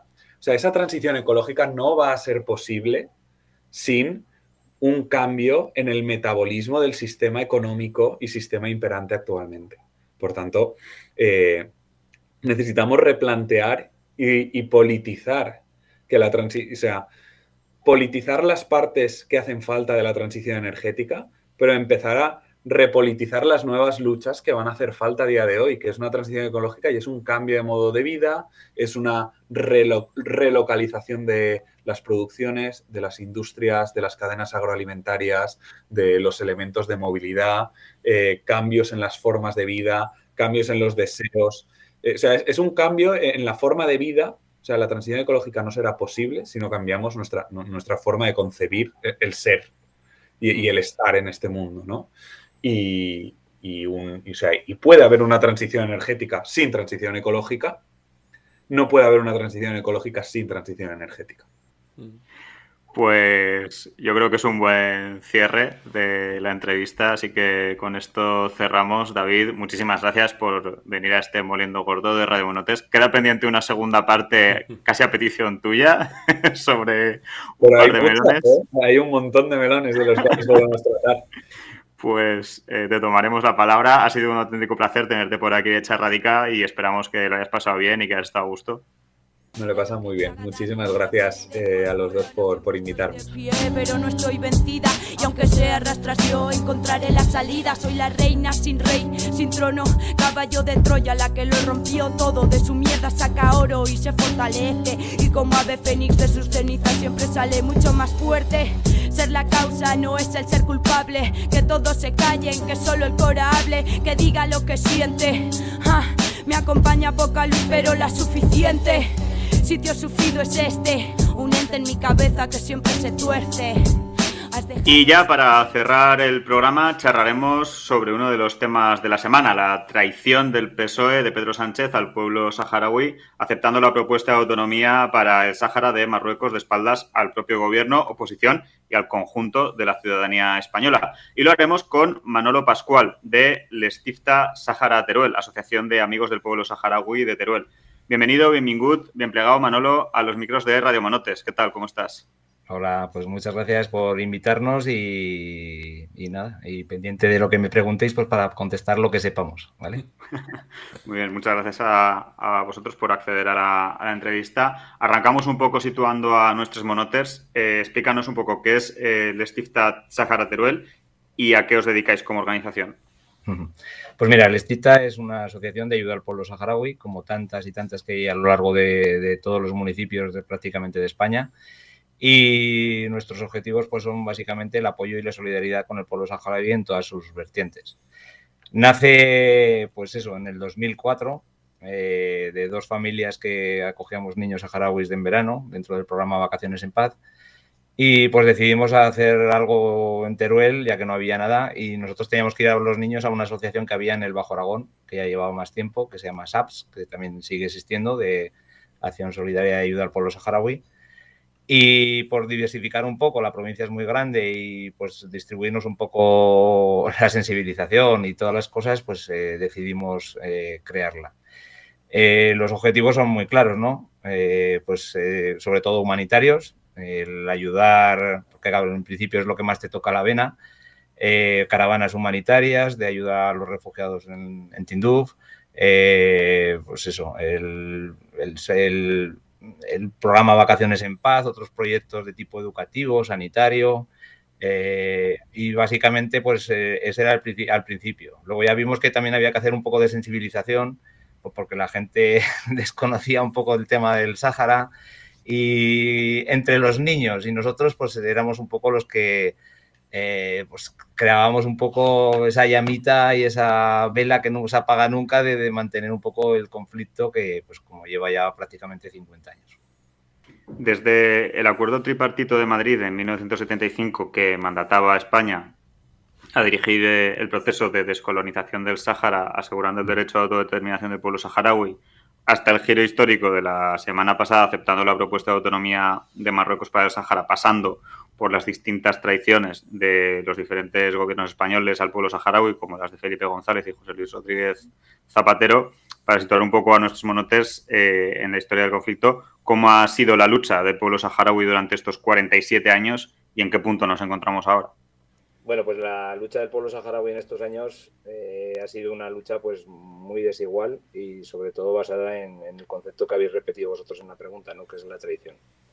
Los acuerdos tripartitos de noviembre del 75, pues ya España se vendió a Mauritania y a Marruecos, soslayando lo que es al pueblo saharaui y a sus dirigentes en aquellos momentos o a sus jefes de tribus o como queramos llamarlo, ¿no?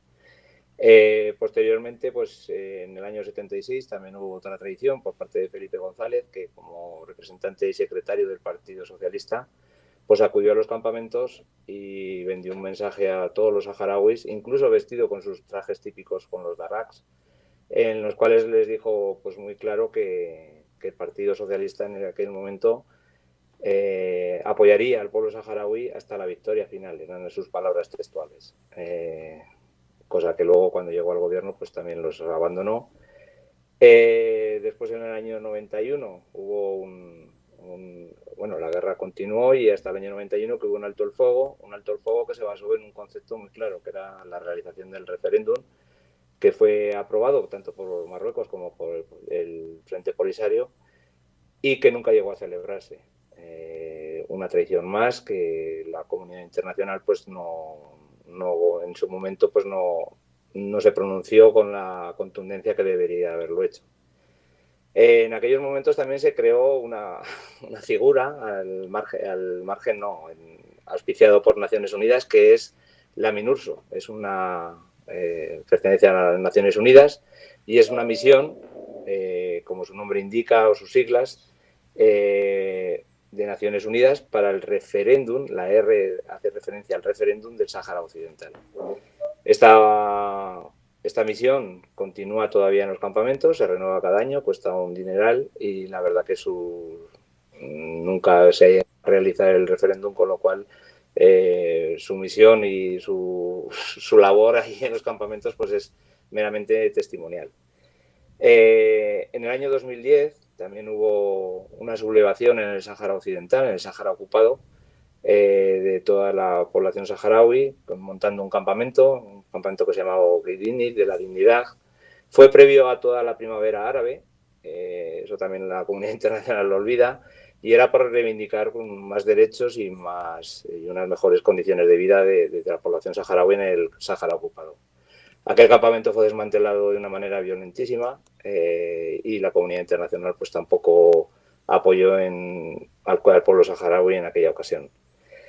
En el 2020, y parece que se ha olvidado también, y es reciente, se rompe el alto el fuego, el pueblo saharaui vuelve a las armas contra Marruecos y desde entonces hay un conflicto bélico que ya lleva pues unos cuantos muertos, ataques continuos todos los días y bombardeos, y pues la población saharaui pues sigue en guerra con Marruecos.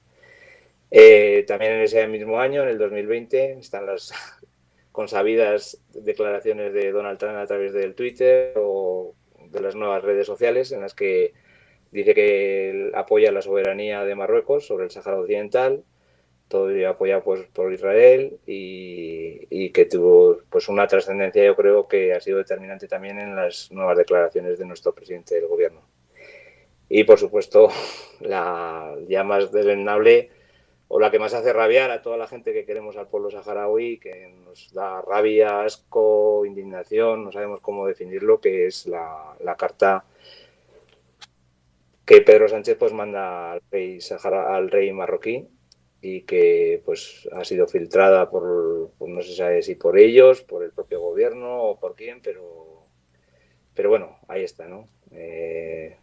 Por primera vez en casi 50 años un gobierno español se pronuncia y se reafirma como que prefiere o que ve más serio, los conceptos que emplean ellos, una autonomía del Sáhara Occidental perteneciendo al gobierno marroquí, ¿no?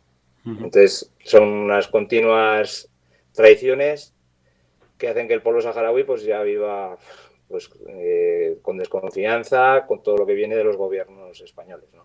Sí que es cierto que, a pesar de todas estas traiciones e incumplimientos, tras la decisión del PSOE del pasado 18 de marzo sí que hay un giro histórico a la posición de España respecto al Sáhara, apoyando la propuesta de Marruecos por la autonomía para la autonomía del Sáhara, saltándose el derecho y las obligaciones internacionales de garantizar un referéndum de autodeterminación para el pueblo saharaui.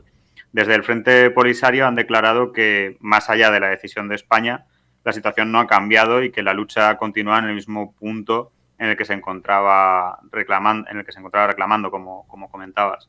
¿Estáis con el Frente Polisario en que la situación de cara al horizonte de futuro de lucha no ha cambiado? ¿Encontráis alguna explicación a la decisión que ha tomado el PSOE? ¿Creéis que hay esperanza de que llegue algún día el referéndum de autodeterminación? Empezando por la última pregunta, nuestra asociación Lestifta, antes no lo hemos dicho, es una palabra saharaui que significa referéndum.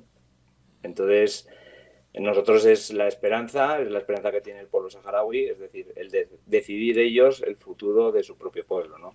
Que no estén interviniendo otros. El Frente Polisario, pues toda la desconfianza hacia los gobiernos de España. Nosotros como españoles, pues toda la desconfianza hacia los gobiernos de España también. Confianza en Marruecos tampoco se puede tener, porque a lo largo de toda su historia también ha demostrado pues, que es un compañero de viaje un poco extraño y un compañero de viaje pues que infiel. Incluso en estos momentos la filtración de esa carta que yo creo que no era el momento tampoco de haberla pronunciado, aunque se hubieran tenido conversaciones, así lo atestiguan, ¿no? Y el pueblo saharaui pues lleva sufriendo el pueblo marroquí en la zona ocupada desde tiempos inmemoriales, o sea, desde el principio. Pisotean todos sus derechos humanos, los reprimen continuamente, los mínimos derechos humanos no son respetados allí y, pues bueno, la confianza en los gobiernos, ya digo, de España no era ya ninguna, en Marruecos, pues por supuesto menos, y con esta decisión, pues menos, porque claro, si tú dejas a alguien en manos de tu verdugo, pues nadie puede creer en esto, ¿no? Claro. ¿Encontréis alguna explicación a la decisión que ha tomado el Partido Socialista?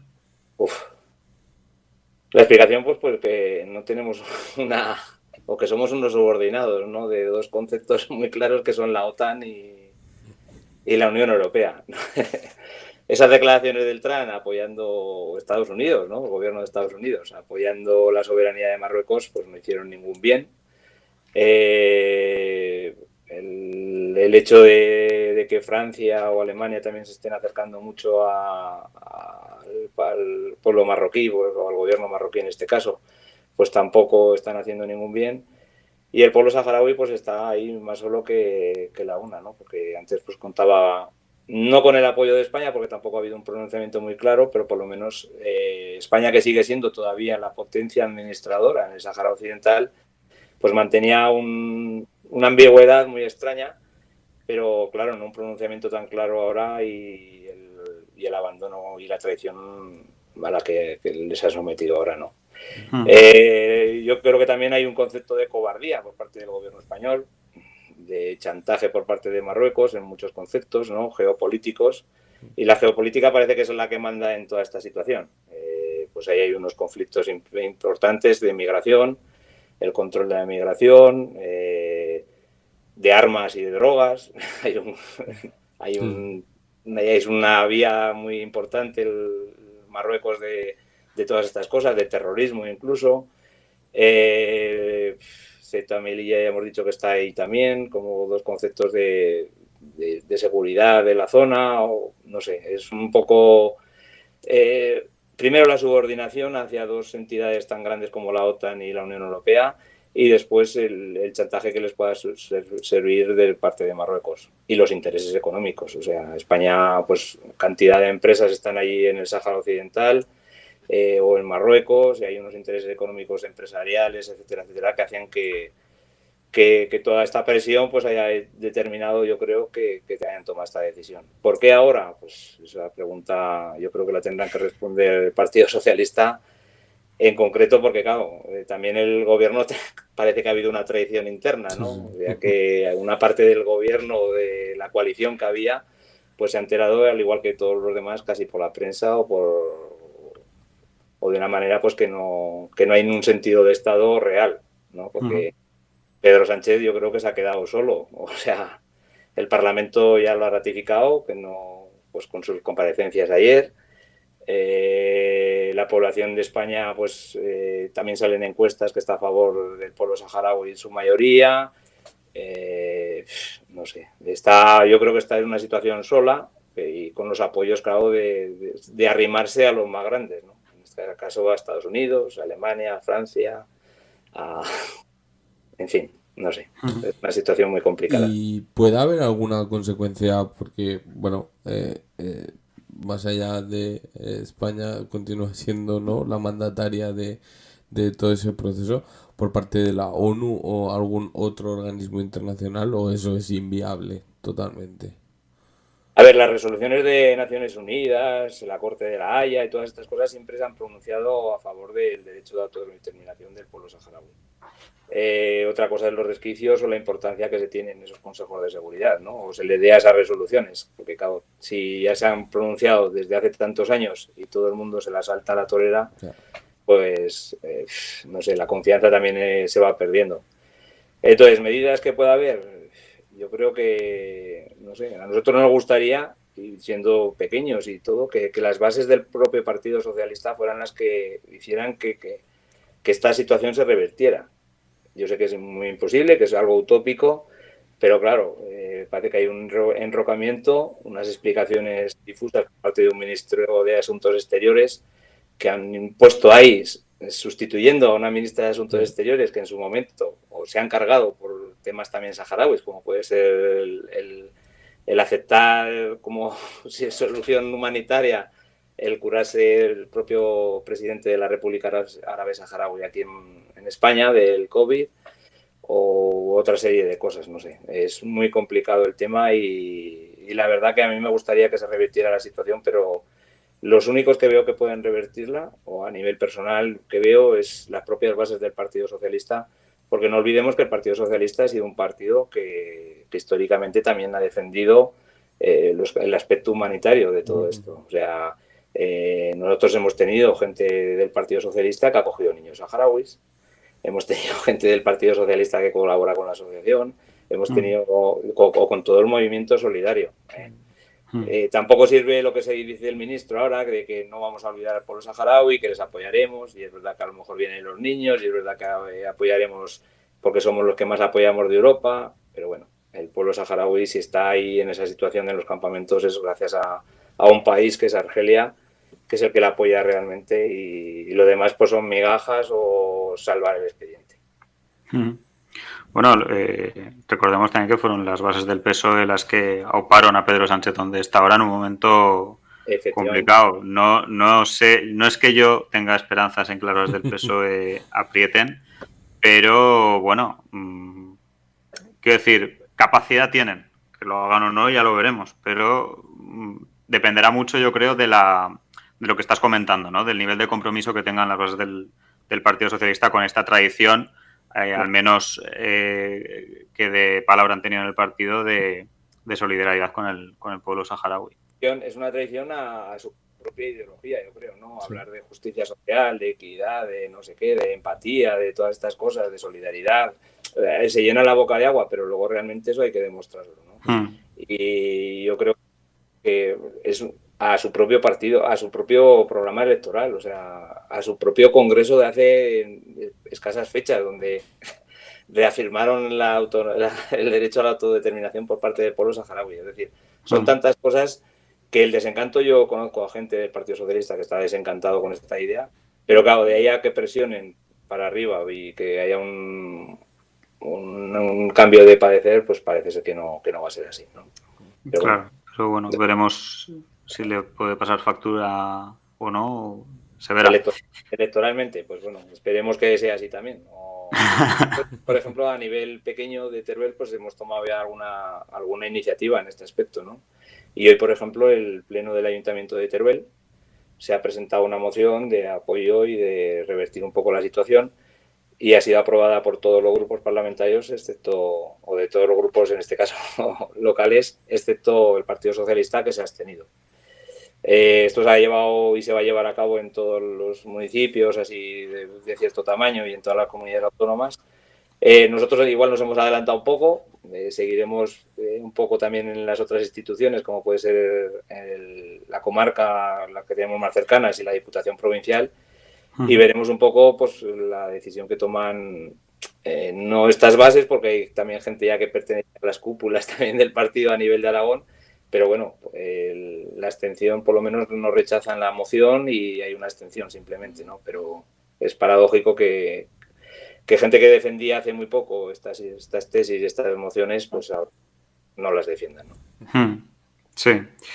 La falta de transparencia y de comunicación del PSOE con su propio gobierno, como comentabas antes, con la oposición y con el conjunto de la ciudadanía española, ha contrastado con las grandes muestras de apoyo y solidaridad que ha recibido la lucha del pueblo saharaui desde que se conoció la decisión del PSOE de apoyar la propuesta de autonomía del Sáhara de Marruecos. ¿Está más a la altura de las circunstancias la ciudadanía española que el Partido Socialista? ¿Temen que este giro histórico en la posición de España cambie la relación de solidaridad y fraternidad entre el pueblo saharaui y el español? ¿Cómo están viviendo estas noticias desde los campos de refugiados saharauis? ¿Habéis tenido algún contacto con ellos? Sí. A ver, yo creo que siempre el pueblo español está por encima de todos sus políticos y de todo eso. Afortunadamente, ¿no? Y lo que hemos dicho, o sea, habrá unas elecciones y el pueblo español, pues imagino que también hablará. No sé si las alternativas serán mejores, peores, pero puede que pase algún tipo de factura, ¿no? Respecto a si la solidaridad se va a ver, no sé, yo creo que la gente vamos a seguir apoyando y ahí solidarizándonos con el pueblo saharaui. Es verdad que no sé si vamos a tener un poco de vergüenza de mirar a la cara cuando tengamos ahora a nuestros amigos saharauis y decirles, pues lo siento, perdona, no es una decisión nuestra, sino que es de un gobierno que en muchos casos, bueno, que nos está representando en estos momentos, pero que no nos representa en su ideología y en su forma de actuar, ¿no? Y respecto a los campamentos, pues mira, te puedo contar una anécdota, y es que en el momento justo que estaba dando la rueda de prensa el ministro de Asuntos Exteriores, no sé si es un muñeco o qué es este hombre también, es el sentimiento que tengo al escucharlo, pues yo estaba chateando o whatsappeando en este caso con un niño saharaui que trajimos hace muchos años, que tiene ahora 25, que está en la guerra, que había vuelto a casa por un tiempo y que me estaba pidiendo pues que la posibilidad de ver vías para que pueda venir a España un tiempo y estar con nosotros, porque hace muchos años ya que no nos vemos, ¿no? No hablamos nada del tema, es una familia también que no tiene mucho contacto político por ahí tampoco ni nada de eso, pero bueno, yo creo que ellos saben que la ciudadanía está por un lado, que el apoyo al pueblo saharaui y que el pueblo español es una cosa y que los gobiernos son otra distinta. Por supuesto que no tienen ninguna confianza ni ninguna fe en nuestros políticos, y yo creo que sí que en las personas y en la gente de España. Entonces, como ellos saben que hay un movimiento solidario muy grande y muy amplio y que los apoya, pues yo creo que ellos en ese aspecto no creo que vayan a verse alteradas las relaciones, ¿no? Y nosotros pues que seguiremos en nuestros objetivos, o sea, nosotros la movilización, el salir a la calle, el expresar, el explicar a la gente. Este sábado hay una concentración en Madrid y pues alguna gente de aquí de Teruel ahí estaremos, pues para mostrar nuestra disconformidad con esta decisión, ¿no? Hablando del compromiso de la ciudadanía española, y ya para finalizar, si hubiera o si hay algún monóter que quiera colaborar con Les Tifta o movilizarse en apoyo al pueblo saharaui y su derecho a autodeterminación, ¿cómo lo puede hacer? ¿Qué próximas movilizaciones, convocatorias o actos tenéis en el horizonte más próximo? Bueno, Lo primero que diríamos, tampoco sin exigencias, porque tampoco somos para que exigir, pero por favor que no olviden al pueblo saharaui. O sea, que el pueblo saharaui no puede ser olvidado por parte de la población española. Luego, la manera de mostrar nuestro desencuentro con el gobierno español, pues bueno, pues a través de la movilización, ¿no? Como hemos dicho. O sea, estamos preparando esas mociones para la del ayuntamiento que ha sido ya presentada hoy, la de la Diputación, la de la comarca, pues por un poco para que se retraten ahí los partidos políticos y cada uno aporte su ideología también y su quehacer en este tema. Y pues bueno, las concentraciones de Madrid este sábado están ya. Pensamos en esta concentración es previa a una gran manifestación que se piensa hacer posteriormente en el plazo pues, de 15, 20 días, un mes, lo que se estipule que se puede organizar una manifestación de mayor envergadura. Y paralelamente en Teruel pues también estamos pensando en hacer algún tipo de concentración. Lo que hemos dicho antes de las bases del Partido Socialista, es decir, también instarles a ellos a que abran un debate interno y vean también un poco el funcionamiento de su propio partido y de estas, si se pueden echar para atrás en ciertas cosas y seguir apoyando humanitariamente al pueblo saharaui. Es decir, nosotros ahora, pues, hace 2 años que debido a la pandemia no hay un proyecto estrella nuestro que es el Vacaciones en Paz, el traer niños y niñas saharauis a pasar el verano con familias turolenses y este verano pues se va a retomar. Entonces, si alguna familia, yo ya sé que está el conflicto de Ucrania, que está pues también en el candelero, el acogimiento de familias ucranianas o todas estas cosas, pero por favor que no se olviden tampoco de que este conflicto lleva muchísimo más años, muchísimo más tiempo y que los niños saharauis pues también esos veranos que vienen y se sacan de unos campamentos de refugiados donde pues son generaciones ya las que están desarrollándose allí, pues que no se olviden de ello, ¿no? Entonces, si hay alguna familia o alguien que quiere colaborar acogiendo a un niño o una niña saharaui de 8 años, este año han puesto además ese criterio que van a venir los de 8 años, si se llenan serían los de 9 también los que vendrían, pues animarles a que lo acojan y que de esta manera también se acerquen un poco más a la realidad del pueblo saharaui y a su cultura, ¿no? Uh-huh. ¿Alguna redes sociales o alguna manera de contactar con vosotros o de estar al día de vuestra actividad? En Instagram tenemos algo, en Facebook también, y la página web la vamos a poner a ver si podemos también en funcionamiento cuando podamos. Y si no, pues en el teléfono nuestro, el 665-913282, pues pueden llamarnos o a través del correo electrónico lestistateruel@gmail.com y les atenderemos pues lo mejor que podamos, como hace el pueblo saharaui cuando nosotros vamos ahí en base a un té, en base a lo que sea, pero los acogeremos y les informaremos de todo lo que pues se puede hacer, ¿vale? Muy bien, pues con esto cerramos. Manolo, muchísimas gracias por venir a este Moliendo Gordo de Radio Monotes. Ha sido un auténtico placer tenerte por aquí de Cherradica. Mucha fuerza y mucho ánimo en vuestros próximos actos y movilizaciones. Esperamos que lo hayas pasado bien y que hayas estado a gusto. Sí, la verdad que súper a gusto con vosotros. El trato cordial y mucho ánimo también para vosotros, para vuestra labor y gracias por llamarnos y acordarnos de esto, del pueblo saharaui, de este conflicto y de esta temática que a ver, vamos a ser optimistas y vamos a ver si se puede revertir. Además, también tenemos que hacer un mensaje de optimismo. El gobierno español no puede modificar lo que piensa todo un pueblo como es el pueblo saharaui y además el suyo propio. O sea que no va a tener fuerza para chantarnos ni para desanimarnos. Muy bien, pues muchas gracias a vosotros por vuestra labor y recuerden a nuestros monoters que nos pueden escuchar en iVoox, Spotify y YouTube y que ahora se pueden hacer monoters en Patreon, donde aparte de darnos unas monedicas para sostener esto, podrán acceder a contenido en exclusiva, adelantos de programas, merchandising exclusivo, fiestas monoteras y muchísimas cositas más. Con esto nos despedimos hoy desde Radio Monotes, el podcast de política turolense que nadie se atrevía a hacer. Nos vemos la semana que viene. A plantar fuerte.